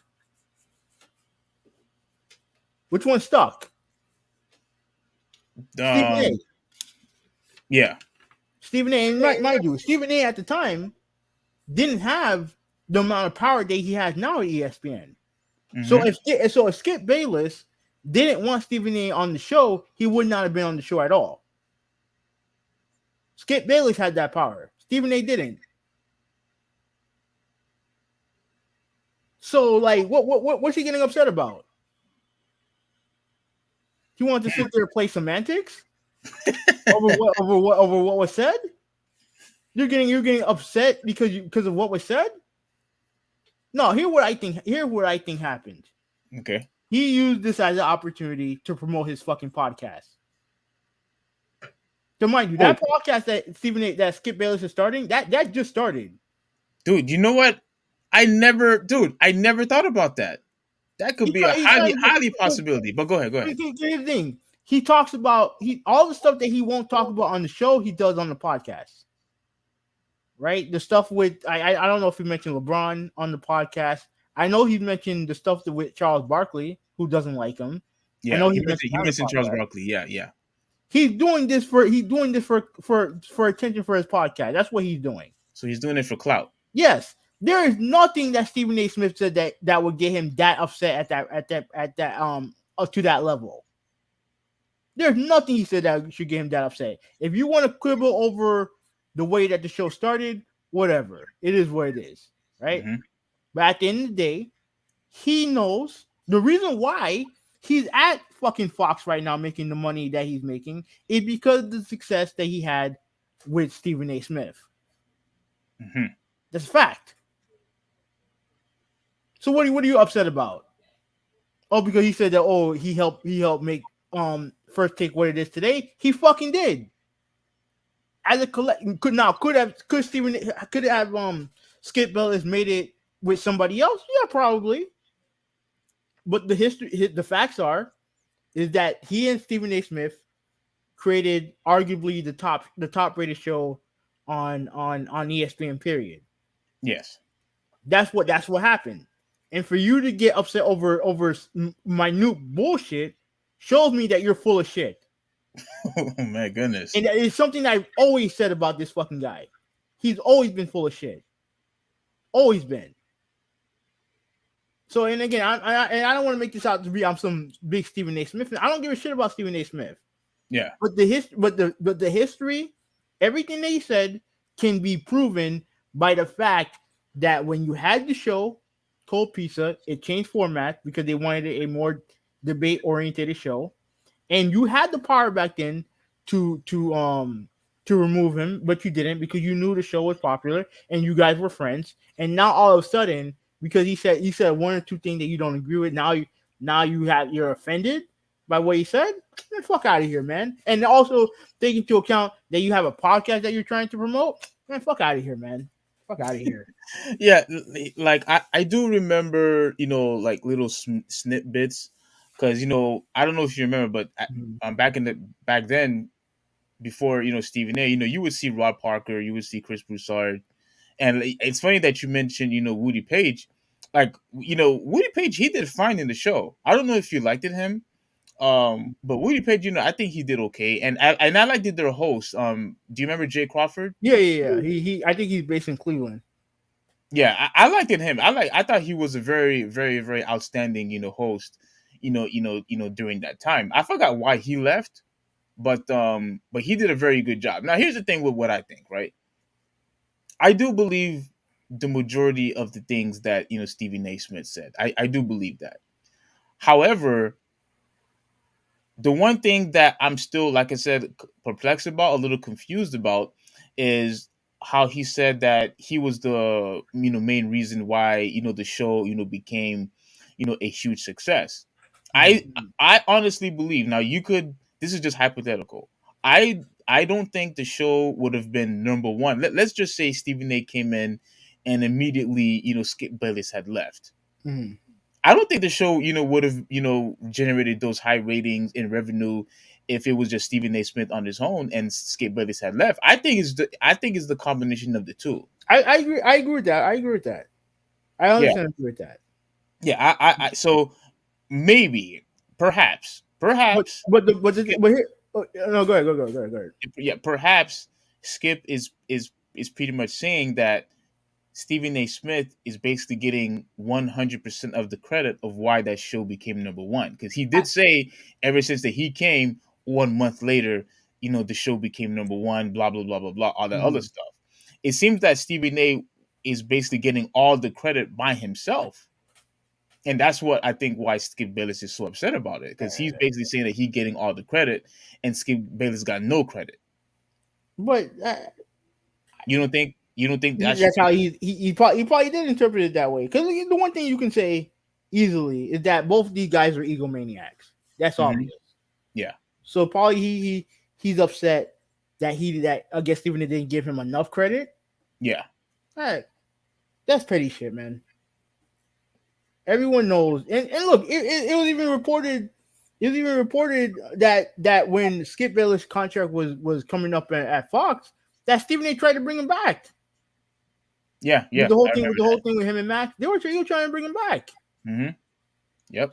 So don't say that. Oh, he didn't give you enough credit. He clearly did. But but let's be frank. Stephen A. Smith has a high opinion of himself, just like you do.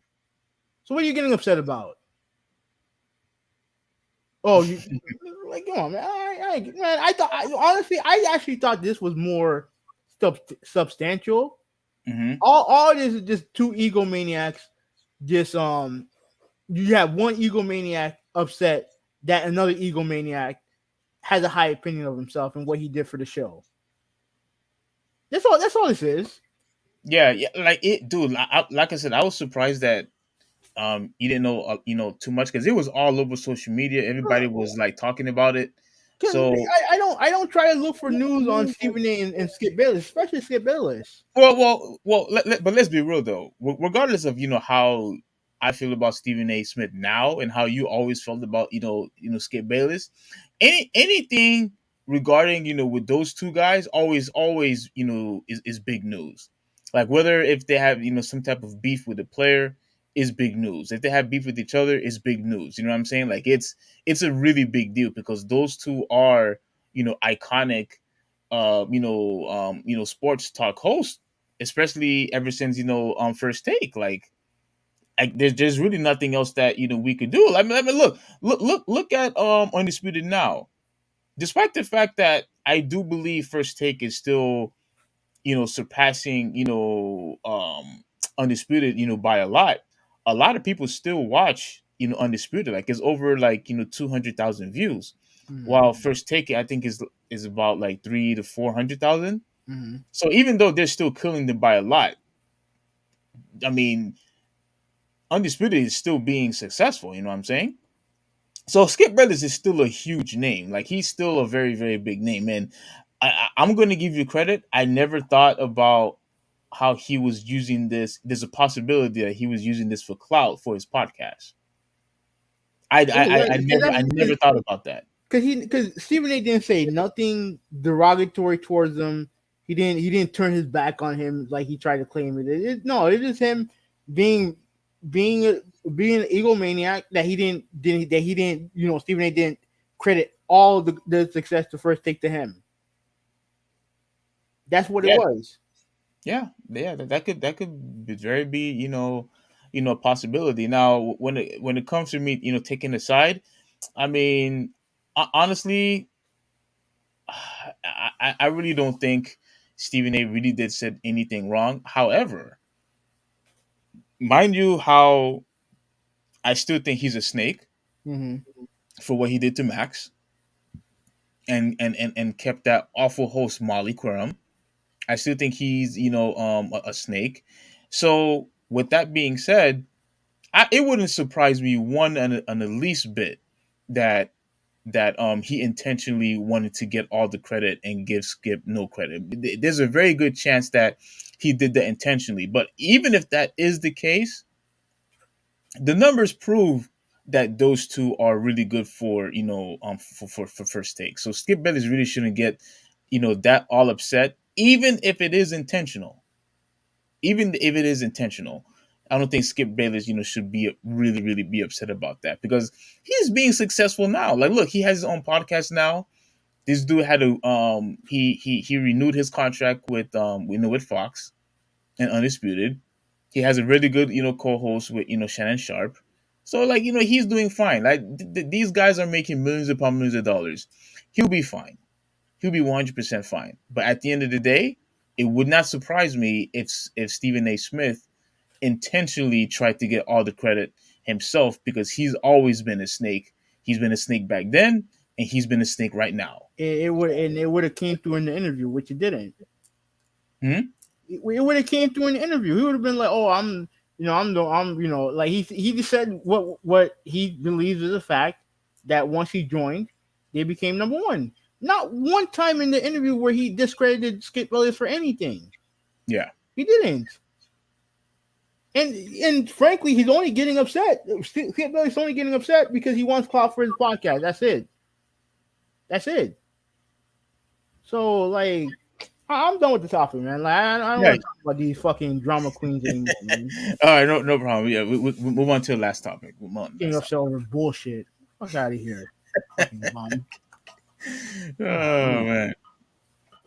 Anyways, final topic of the day: Vincent Kennedy McMahon. Now, I'll read some of the article as well. This is from Josh Nason from Wrestling Observer, and this is important. This is very important to say this, right? Yeah. It is important to note that the main media that you need to get this from is from wrestling media, not mainstream media. Not mainstream media. No, because they're not going to take it seriously. They're not going to, because anytime especially WWE, gets in any type of trouble, right, or do something that's very skeezy or whatever, yeah, right, it's not covered with the same seriousness when it comes to mainstream media than it does with wrestling media. Okay. It doesn't get, because obviously wrestling, even though it's taken more seriously than it's ever been, it's still considered a joke in mainstream media, and WWE knows that, and they feed off of that. Really? So, yeah, absolutely. They feed off of that, of them saying that they're a joke. Mm-hmm. Really? Not them per se saying it's a joke, but thinking that wrestling news stories is a joke. Oh, okay.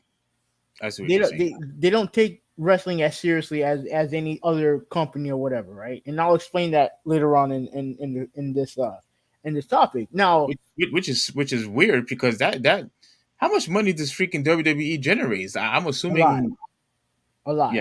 From Saudi Arabia alone is probably in upwards to $100 million a year. Probably What? more than that. Yeah. And Are you serious? Yeah, and they have TV rights deals with Fox and NBC Universal. NBC Universal. They make a lot of money.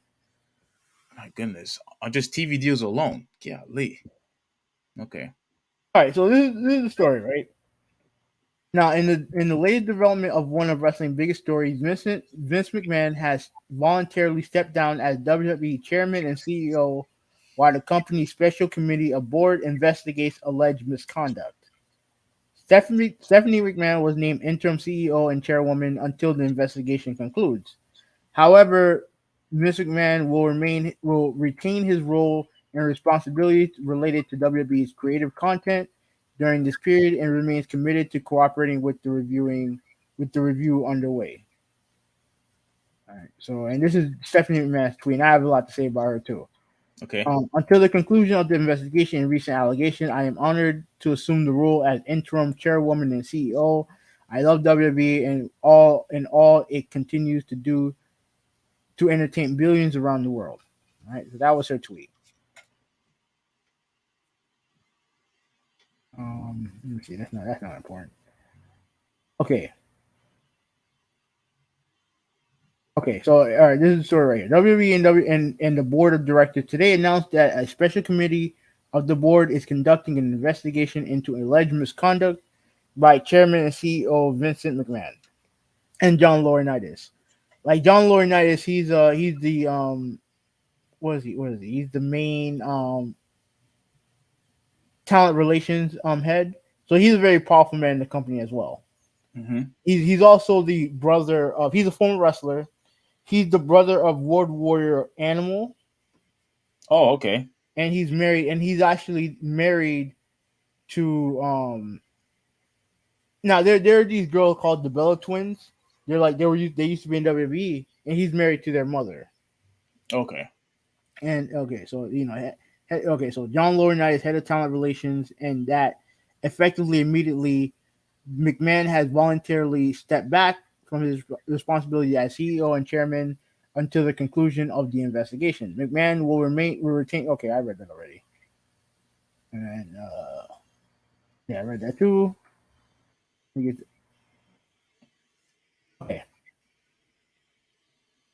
that's not important either. I wish I got a better article. Okay, but I do know what's going on. Here's the thing, right? The Wall Street Journal unearthed like this NDA agreement that was made by McMahon and this lady who used to work for the company. Okay. All right. Now apparently they were in a relationship. In a sensual relationship. Now here's the thing. McMahon is married, obviously. Yeah. That's why I'm like, wait a minute. Oh. Okay. Yeah, he's married. Yeah, he's married, right? To Linda McMahon, right? Yeah. But the other thing is that so he didn't. So the reason why he had her sign the NDA so that she can keep, so that when she left the company, which she left the company, I think 2 years ago, that she doesn't do interviews talking about McMahon or whatever, right? He gives her I think the settlement was $3 million. Jeez, man, just to keep silent. Mm-hmm. Wow. Okay. So that she don't go. So because Vince McMahon is a notoriously private person. He doesn't do a whole bunch of interviews and stuff like that. And whatever interviews he does is either like puff pieces or whatever. Mm-hmm. Right. So the reason why they're investigating that is mainly because it is against the rules of the company to engage in a sexual relationship with your employee when you're the head of the company. Now, for contrast, CNN. You remember when CNN had CNN Plus, and then it went out that quickly. Real quick. Mm-hmm. The reason why that was because their CEO was caught up in a scandal where he was in a relationship with someone in his company. And that's not allowed. And that company is not allowed. Okay. And this is not allowed too. Before we continue, I thought it went down because nobody was subscribed to it. Nobody was interested in subscribing to CNN Plus. That could be it too. But like, have you ever heard of a premium service getting cut after like a week? You know what I'm saying? Like, they didn't even give it a chance. But I do think that a lot of it had to do with the situation with the CEO. Okay. But the thing is that the reason why they don't want their CEOs or bosses dating their employees is because, and this NDA uncovered it, when she started going out with McMahon, her salary went from $100,000 a year to $200,000 a year. Doubled. Mm-hmm. What? Okay, hold on.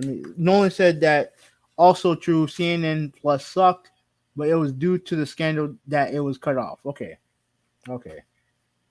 So yeah, so I was right there. Yeah. But anyway, right? So yeah, so her salary doubled after going out with your man, and you cannot have that as your CEO. Mm-hmm. You can't have that, right? So pretty much he was obviously committing adultery. Mm-hmm. And now it doesn't give you details of like how long they were actually going out and no, it doesn't. But the thing that the Wall Street Journal also uncovered is that there are also other NDA agreements that they found from other women, and that is more of the sexual misconduct variety. Mm-hmm. Let me see if I can find that the Wall Street Journal article. Okay. Let me go there. Well, yeah. While you you're looking, all this stuff about Vince McMahon, it really doesn't surprise me. Don't surprise me either. Yeah, it never really surprised me. Like, I remember ever since I was a kid watching the show, there were a lot of strange, odd storytellings that I said to myself, even as a kid, dude, like what is the reason for this? Like the whole kiss your butt match. I don't know if you remember that. Yeah,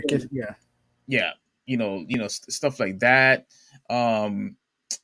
Wasn't there like I think there was a pennies and bra match or something like that. I can't remember fully, But I kept saying to myself, and I remember when, as I was getting older and I started to mature a little bit more, I was just saying to myself, I mean, he's the CEO of the company. Like, how in the world is he approving, all these weird, high sexual, grotesque, type of, matches and storytelling, and That's all him. yeah, it's definitely on him. And so for him to, constantly showcase those things, on, television, on pay-per-view, really, that kind of shows you where your heart is. Pretty much shows you, where your personality lies.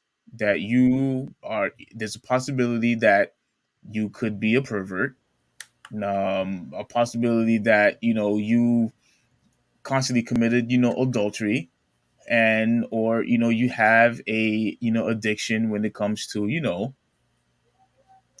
it comes to I guess women and their sexuality. I mean, it just, to me, I don't think I'm being hyperbolic when I say those things, because bro, it was a constant thing that he would do, to these women in a constant basis. And yeah, it's not good. But go All right, ahead. all right, so I have the article right here.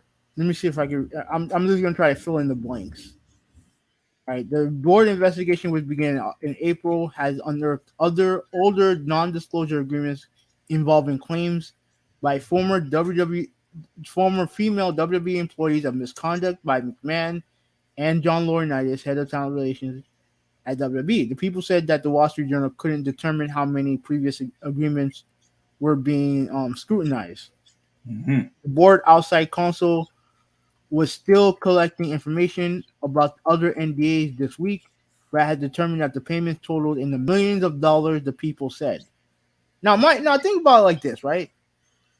Now, a lot of people will try to defend Vince McMahon, be like, well, these are just, these are just consensual adults, or whatever, right? Let me ask you a question. What would you spend? Would you spend millions upon millions of dollars for someone to be quiet about your relationship? No, I wouldn't. And there's several NDAs where he's spending millions and millions of dollars, and it's like that's weird behavior. it is Very weird behavior. And no, let me continue reading. yeah. Clearly, you're hiding something if you're telling them to be quiet, because of the relationship that you had with the other individual. Mm. And I get he's a private person, but like this is ridiculous. This is ridiculous. Yeah. Now, okay, and then let me read this. WWE, which runs the world's most famous wrestling business, reported record revenue of $1.1 billion last year, and their net income is $180.4 million. Yeah, so he's a multi-billionaire, pretty Mm-hmm. much. With most of his revenue from selling content rights, his stock rose 5% yesterday amid board market gains. The board's 8 independent directors have retained and New York-based law firm Simpson, Thatcher, and Bartlett LLP to conduct the investigation of McMahon payments. One of the people said. The board's preliminary findings are that McMahon used personal funds to pay the former female employees who signed the agreement, including the one involving allegations against Mr. Laurinaitis. More broadly, the law firm also is accessing WWE's compliance and human resources programs and company culture, the person said. Now, the one thing that was said was that if McMahon would have gotten, and he would have been shit canned yesterday if he used, company money to pay off these women. Oh, okay. So he, according to what the findings are saying right now, at least some of the findings are right now that he paid with his own money. With his own money in his bank. Okay. Yeah. So let me see if there's any other information here that I can read. Let me see. Yeah, man, this stuff is getting juicy, man. My gosh. Okay. All right. So let me mention, before I continue. Let me mention the whole Stephanie McMahon thing and why this is interesting, right? Mm-hmm. as you see, that's her, Triple H, Rock, and McMahon on the side talking to somebody, right? Mm-hmm. Now, she had recently left the company. And she cited, spending more time with her family, right? Because what happened was over the past year and a half, Triple H was having heart issues, right? With his heart. Yeah. Oh, and wow. if it wasn't for Stephanie telling him to go to the doctor, whatever, he probably would have been dead right now. That's how serious it was. Jeez. So, and even at the time, she was still doing her. I forgot where her role was, but she was still working at WB. Now, she had left a couple months ago, like a month ago. Like you said, spending time with her family. However, there was somebody in the company who talked to a news outlet who basically said that she didn't know what she was doing at her job, and that the reason why she left is because she didn't want to get fired. She was feared that she was going to get fired by Vince McMahon. Pretty much. Because she didn't know what she was doing. Now, before you mention anything, before you continue, I think I do recall of you saying nearly the exact same thing, that Stephanie and Triple H didn't know what they were doing. No. When it came, because I think she was like a head writer at one point for a show or whatever. I don't know exactly what her role is. Okay. Like Triple H was running the developmental brand, and their developmental brand was doing very well.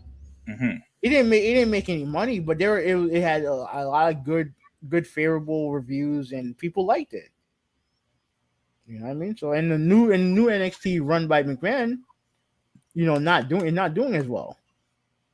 But who owned NXT the first time? McMahon owns everything, but he had Triple H running it at first. Okay, so when NXT first existed, McMahon had already owned it.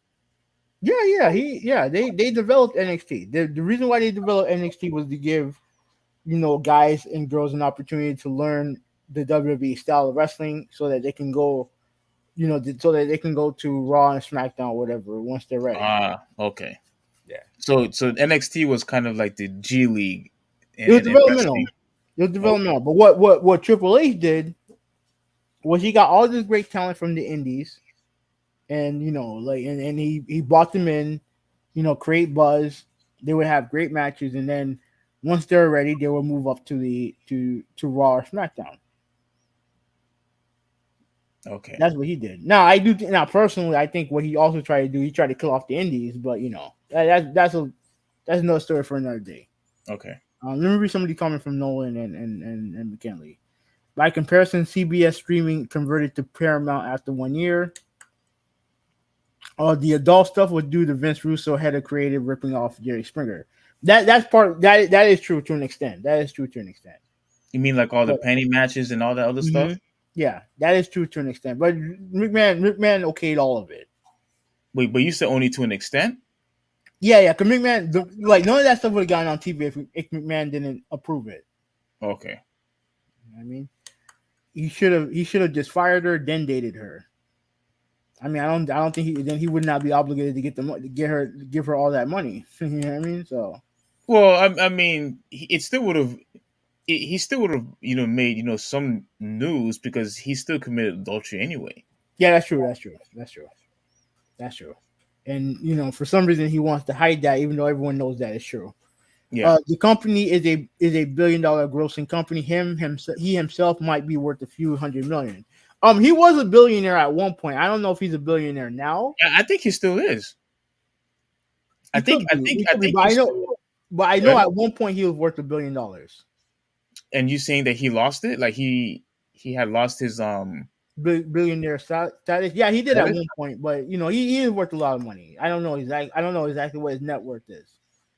Nolan said that he used personal money. He's not dumb. Yeah, that's true. He's not dumb, but he gotta be careful. The issue was that she stepped down, and they said she did a poor job as brand officer. Come to find out, it was because she didn't stand by her father. That could be true too. Did you know anything about that? About what? Her stepping down? No, about because she didn't stand by Vince McMahon. Yeah, it could be true because like there is a news article by Sean Ross Sapp of he's like the head, he's like one of the top wrestling article guys and you know, when if you want to know about news when it comes, he knows what he's talking about. Mm-hmm. He I think he has a deeper story than this, but I don't know what it is because I know he has this stuff behind the paywall. And you know, like I said, I haven't gotten around to paying for it yet. So some people have access to it, and according to what I heard, there's a bunch of crazy stuff in there. Bunch of crazy stuff in there. Like McKinley said that AJ Lee kind of talked about that stuff. You know. Wait. Okay. When you say AJ Lee, I'm not too familiar with that. Who is that? Huvvi? She used to work at WWE at the time. She's actually CM Punk's wife. I'll show you a picture. Yeah. Show me a picture. I want to see. Now, while you trying to show me the picture, the photo, the question I have is, McKinn's, you said she was talking about that stuff? Like, was it like in a podcast on the YouTube? Because if I could definitely want to know more, details, about this stuff from different, from different people. I read one story where I guess John Laurinaitis said that you need to look sexy enough so people would want to fantasize about fucking you or something like that. Wait, hold on. Wait. Who said that?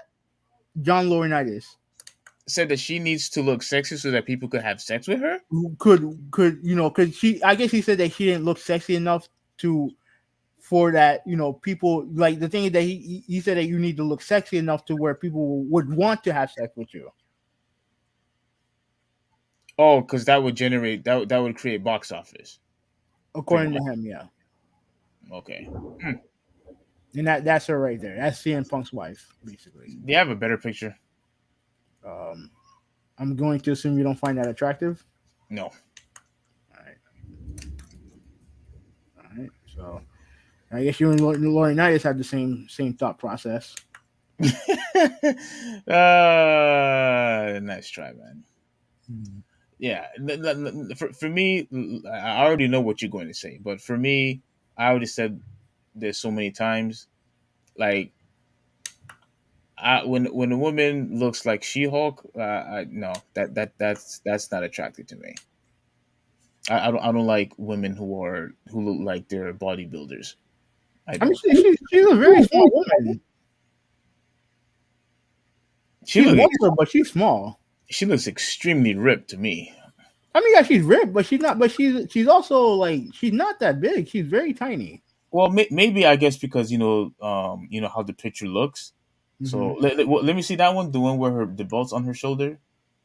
That one, yeah. Okay, I think you're right. Oh my bad, I did the wrong thing. Hold on.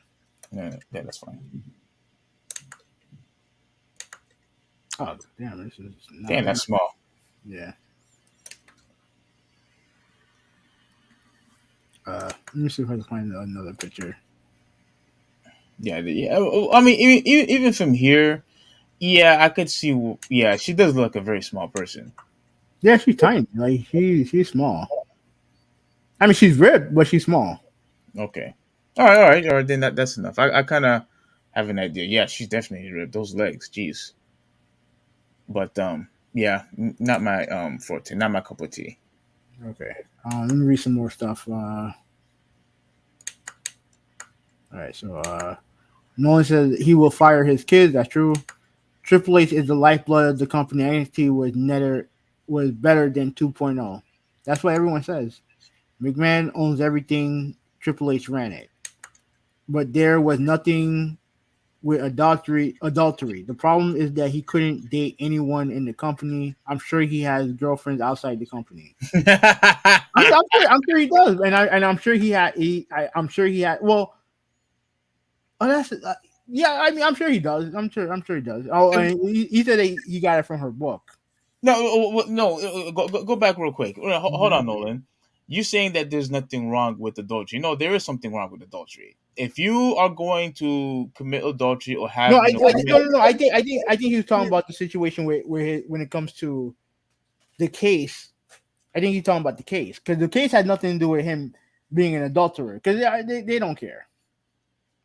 Wait. When you say they don't care, are you talking about the news outlet? No. Well, the news outlet don't care either, but I think the board don't care either. I think the problem is that he was dating somebody who was on his payroll, and as a CEO, you can't do that. Okay.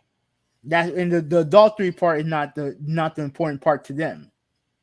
Right. Like pretty much, even if he had 5, 6, 7, 8 girls on the side, it would probably never reach the news outlet. Like nobody would really care, or we probably would have never known about it because no one would want to report it.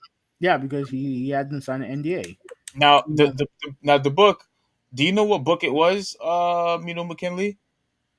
Like if you know the book of it, if you could look it up, or I think she only had one book. She could have she could have only one book, but he said it was in the book. Yeah. So just let me know what book it is. So I probably may pick it up eventually. But let me know what book it is, McKinley, when you have So pretty much he's telling you about who AJ Lee is, and I pretty much told you that. Former WWE superstar Amber Moon said that there was a controversial stance that women needed to dress sexier. And the person who was behind that meeting was John Laurinaitis. Nolan said that when a woman looks like a She-Hulk, I will lick every ab on her stomach.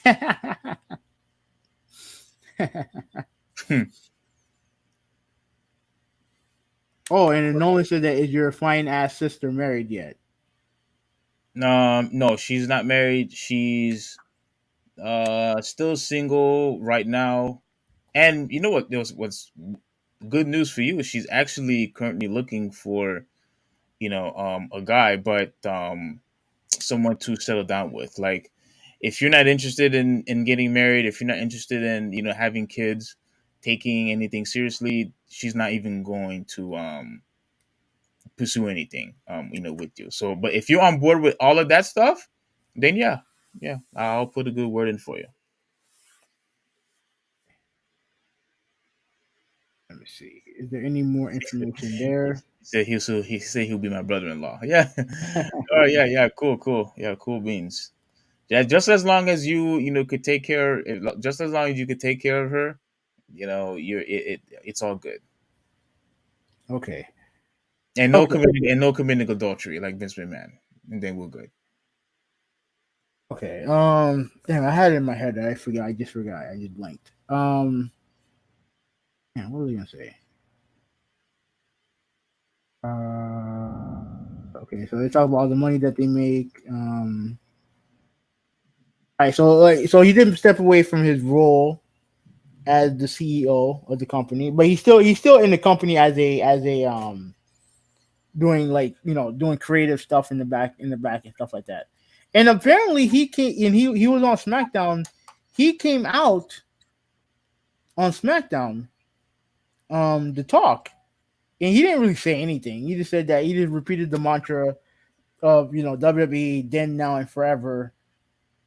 And it's so he actually came out in the middle of this investigation and went on SmackDown, and he only did it for a ratings ploy.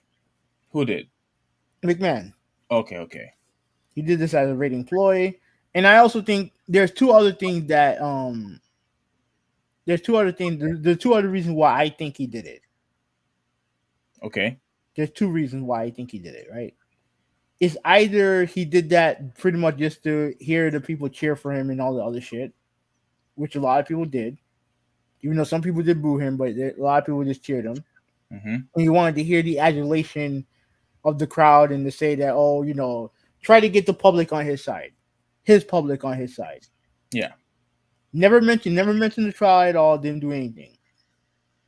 Just said hi to everyone. Thank you for being here, and repeated the mantra.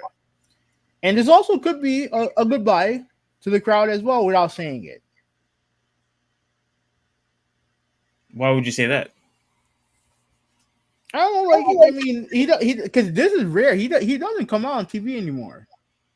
Vince McMahon. Yeah. The Mm, last at time, all? I mean, the last time he did anything when it comes to like TV was he was in WrestleMania. He was at WrestleMania, and he took a very bad stunner from Steve Austin. Was that the one where they were drinking beer and then Steve Austin gave him a stunner Mhm. while he was drinking. Yeah, that was poor execution of the Stone Cold Stunner. Yeah. Well, that's not Steve Austin's fault. Like, he's not his fault that he tried to give a stunner to a 76-year-old man. That's not his fault. And when was this? How long ago was this again? This was a couple months ago. But even before that, he's not someone who's a public figure. This man. Yeah. You mean anymore? Yeah, anymore. But he's always been a notoriously private person. He's always been a private person. Like, McKinley said that crazy is my superpower is the book. Crazy is my superpower. You heard of that book? Yeah. Okay. Have you read it? No, I don't read. Yeah. No, okay. He came out and addressed nothing. Massive troll. Yeah, he didn't do. Yeah, he didn't say anything. He just went out there. You know. So yeah. So let me continue reading. Wait. So you blame Vince McMahon for getting the stunner? Yeah, he went. Yeah, I don't want to get over it because we have more important things to talk about. But what happened was, Steve Austin kicked him in the stomach and he fell. He fell way before taking the stunner, and he tried to get back up and he stumbled. And there is video of it. I'm not going to show it because I don't want to get copyrighted. But I saw the video. I saw that video. Yeah, that was a very bad stunner. And I know you have other stuff to talk about, but dude, I think that was way too late to bring Steve Austin back out of all these years. I don't know what was the delay, but yeah, that was just like long overdue. Like that should have happened years ago, but whatever. Yeah. So Miss McMahon, Linda McMahon, stepped away from her role as WWE Chief Brand Officer last month, writing in a LinkedIn post that she was taking her time away, but that she planned to return. Right, that was Stephanie. Let me see. Is there anything else here that's interesting? Let me see. Who's that in the picture? But that was okay. Shawn Michaels and McMahon. Yeah. I don't remember that one. Let me see. Is there anything else that's important here? Looks like there's not. Nah. At least it's not important to you. Nah. And obviously that's the wife right there. That's him during the acquittal where he was getting federal charges for distributing steroids and stuff like that. Wait, hold on. But why would he get charges? WWE is not a real sport. Yeah, but you can't be passing around steroids. You have to look it up. You have to do your research on that. There's a lot going on, and I gotta be frank. I think he got away with it, but it is what it is. Okay. All right, so this is really just talking about the history. So, all right, so yeah, so I mentioned that he went on SmackDown, didn't say anything, but that SmackDown appearance was mainly just to either say goodbye to the audience without really saying goodbye, or just to kind of like show off and be like, try to get his people rallying around him.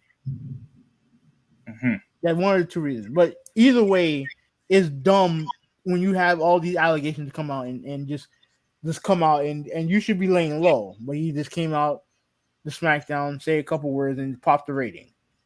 Yeah. So yeah, so that's pretty much what it is. Like at the end of the day, here's the thing. Here's my thoughts on this. I don't know if he's going to get I don't know if he's gonna. I don't know if he's gonna lose his job, right? Because like you mentioned, like I mentioned, like a lot of people who watch wrestling know that these controversies are nothing new to this guy. And every time he skated, right, all the way going all the way back to the whole thing with Superfly Snuka and his girlfriend and his former girlfriend that who he killed, and Vince McMahon bribed a police department to get him off. Wait a minute. Are you joking? I'm not joking. This is documented. I'll look for it. It's documented. He killed who did he kill? He killed his girlfriend, Jimmy Snuka.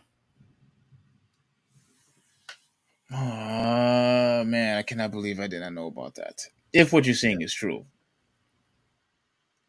Yeah. And he paid a police officer off. Yeah. Absolutely, that's what he did. It's never been like, I wouldn't say like proven, but it's never been something that's been confirmed 100%. But that's exactly what happened. All right, so Jimmy Snuka in the 1983 death of his girlfriend Nancy Argentino was brought up again last month when the story was told of Vice's Dark Side of the Ring series. Today, a new piece of the Mail magazine examined the death of both Argentino of the details of both Argentino's death and Snuka's domestic violence arrest months earlier, and reveals new information about the involvement of Vince McMahon. Now, all the part about I'm not going to read, but I'm going to read you the part where he's involved. According to the interview during the investigation of Argentino's murder with law enforcement officers who worked on the January case, Vince McMahon tried to talk her out of making the complaint against Snuka. Meanwhile, McMahon claimed during the murder investigation that he had never heard of any issues between Snuka and Argentino, even though the January assault was in the news. And yeah, that's it. But there's a story. I don't think covered here, but there's a wide known story that McMahon with a briefcase full of money, gave it to the police and got Snuka out of jail. Why would he? Why? But why? Why Snuka? Why did he want to get Snuka off? Snuka was a big star for him. It was a big deal for him. Like people don't realize this, but like Snuka was, I would probably say, the number 2 babyface behind Hulk Hogan.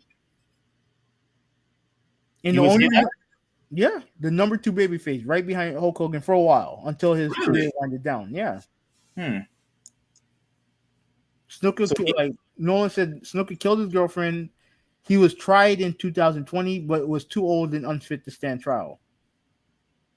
Okay. So he said 2017. Yeah. But the thing is that he had killed her in 83, and nothing was done until now.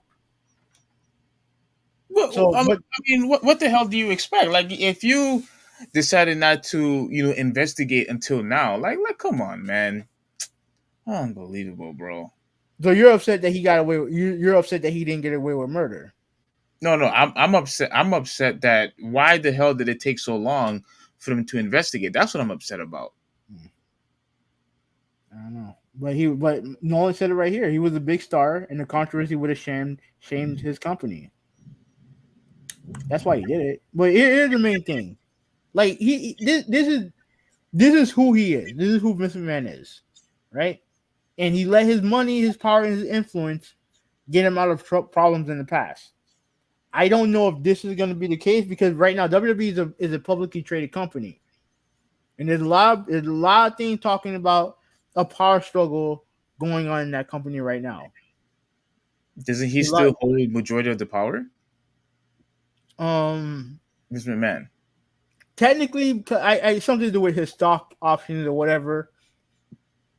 But I think he does. Even though like, I think I don't know. It's hard to say. I don't know all the details. Okay. But like Nolan said that he has WB stock. Wow. He has WB stock. But I think the thing is that like it is a publicly traded company. So if he does something that's like inhumane or whatever, he can be let go and he'll lose his company. He could actually lose his company Yeah. even though he's the owner of that company.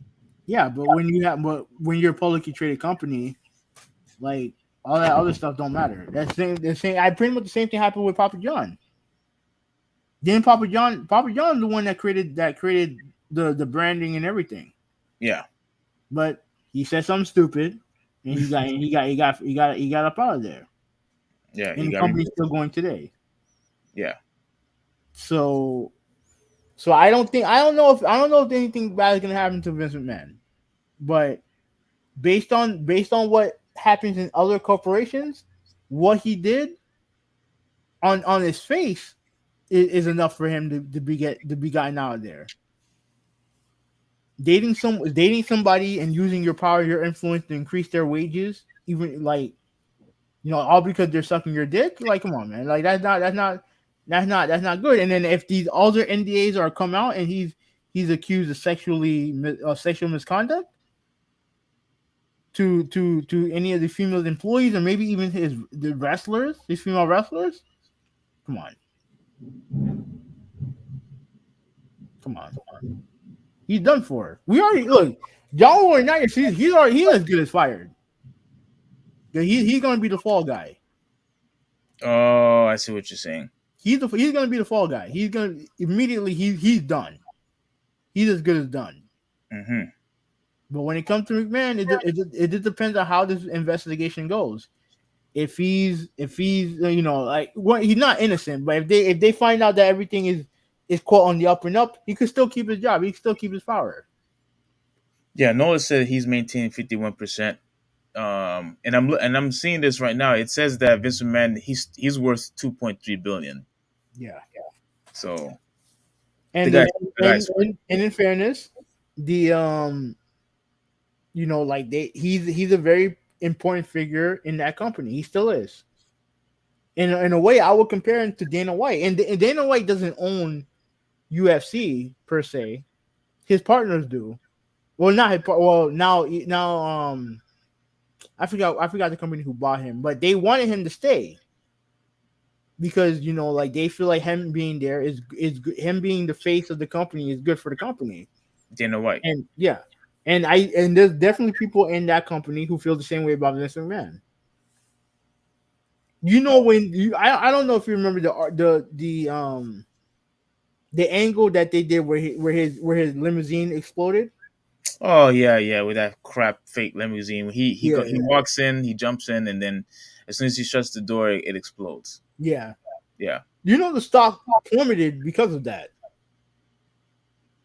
I did not know that. Yeah. Because some people thought that was real. Oh, I got you. You know something? I think I remember asking you that question too. I remember that.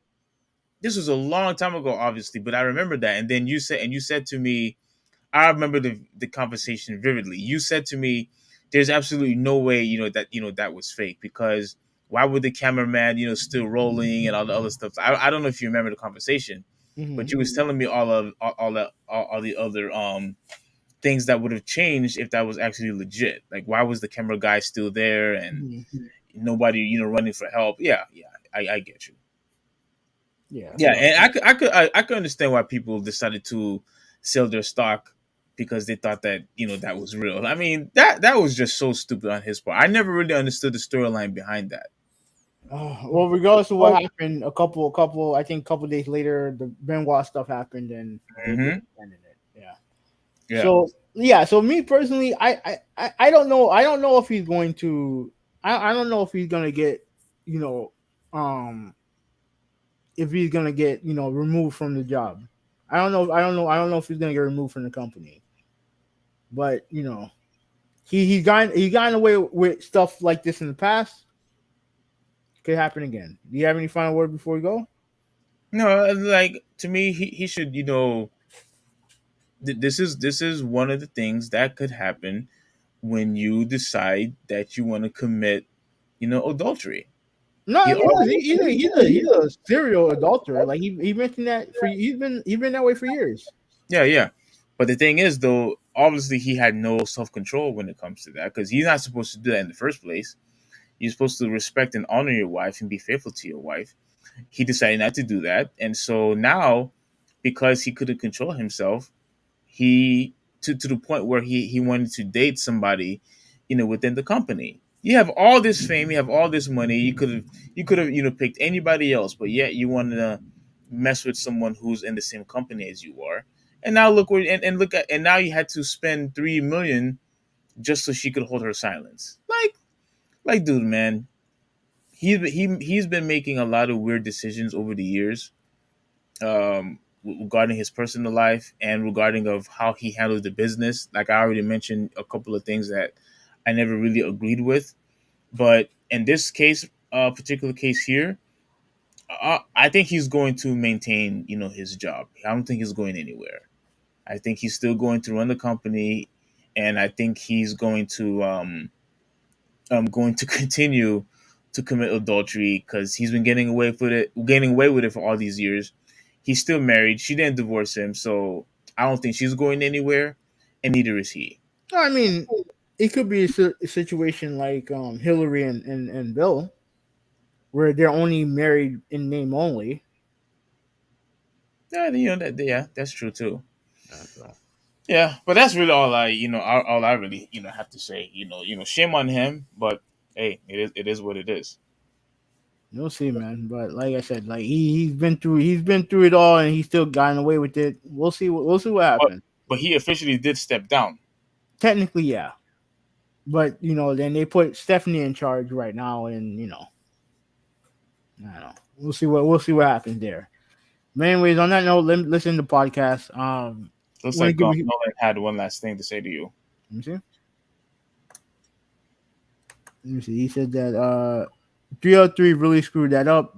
Noble associated with Juneteenth, that's just wrong. Yeah, I agree. Trust me, we talked about that in the beginning of the podcast. So yeah, 100% I agree with you there. But anyway, thank you, Nolan, for the comments. McKinley, thank you for showing up. And like I said, man, like this, give a thumbs up. Give us a like and spread the word. Appreciate it. Yeah. And trust me, guys, I'm pretty sure you're probably tired of all these other YouTubers saying like and comment and share our podcast. But if you could ever have the time, to share it on your Instagram or on Facebook, on Twitter, and wherever, it would be greatly appreciated. So that way, the content, could actually spread out, to other people, and so other people could watch. So that would be very, very appreciated. But Nolan, thank you for hanging out, for this long. McKen, I know you only said only a couple of things, but thank you very much for hanging out with us. So this is the Traditionalist 101 signing out. Have a good one. Yeah. It's Huvvi 186. I'm out of here. Peace.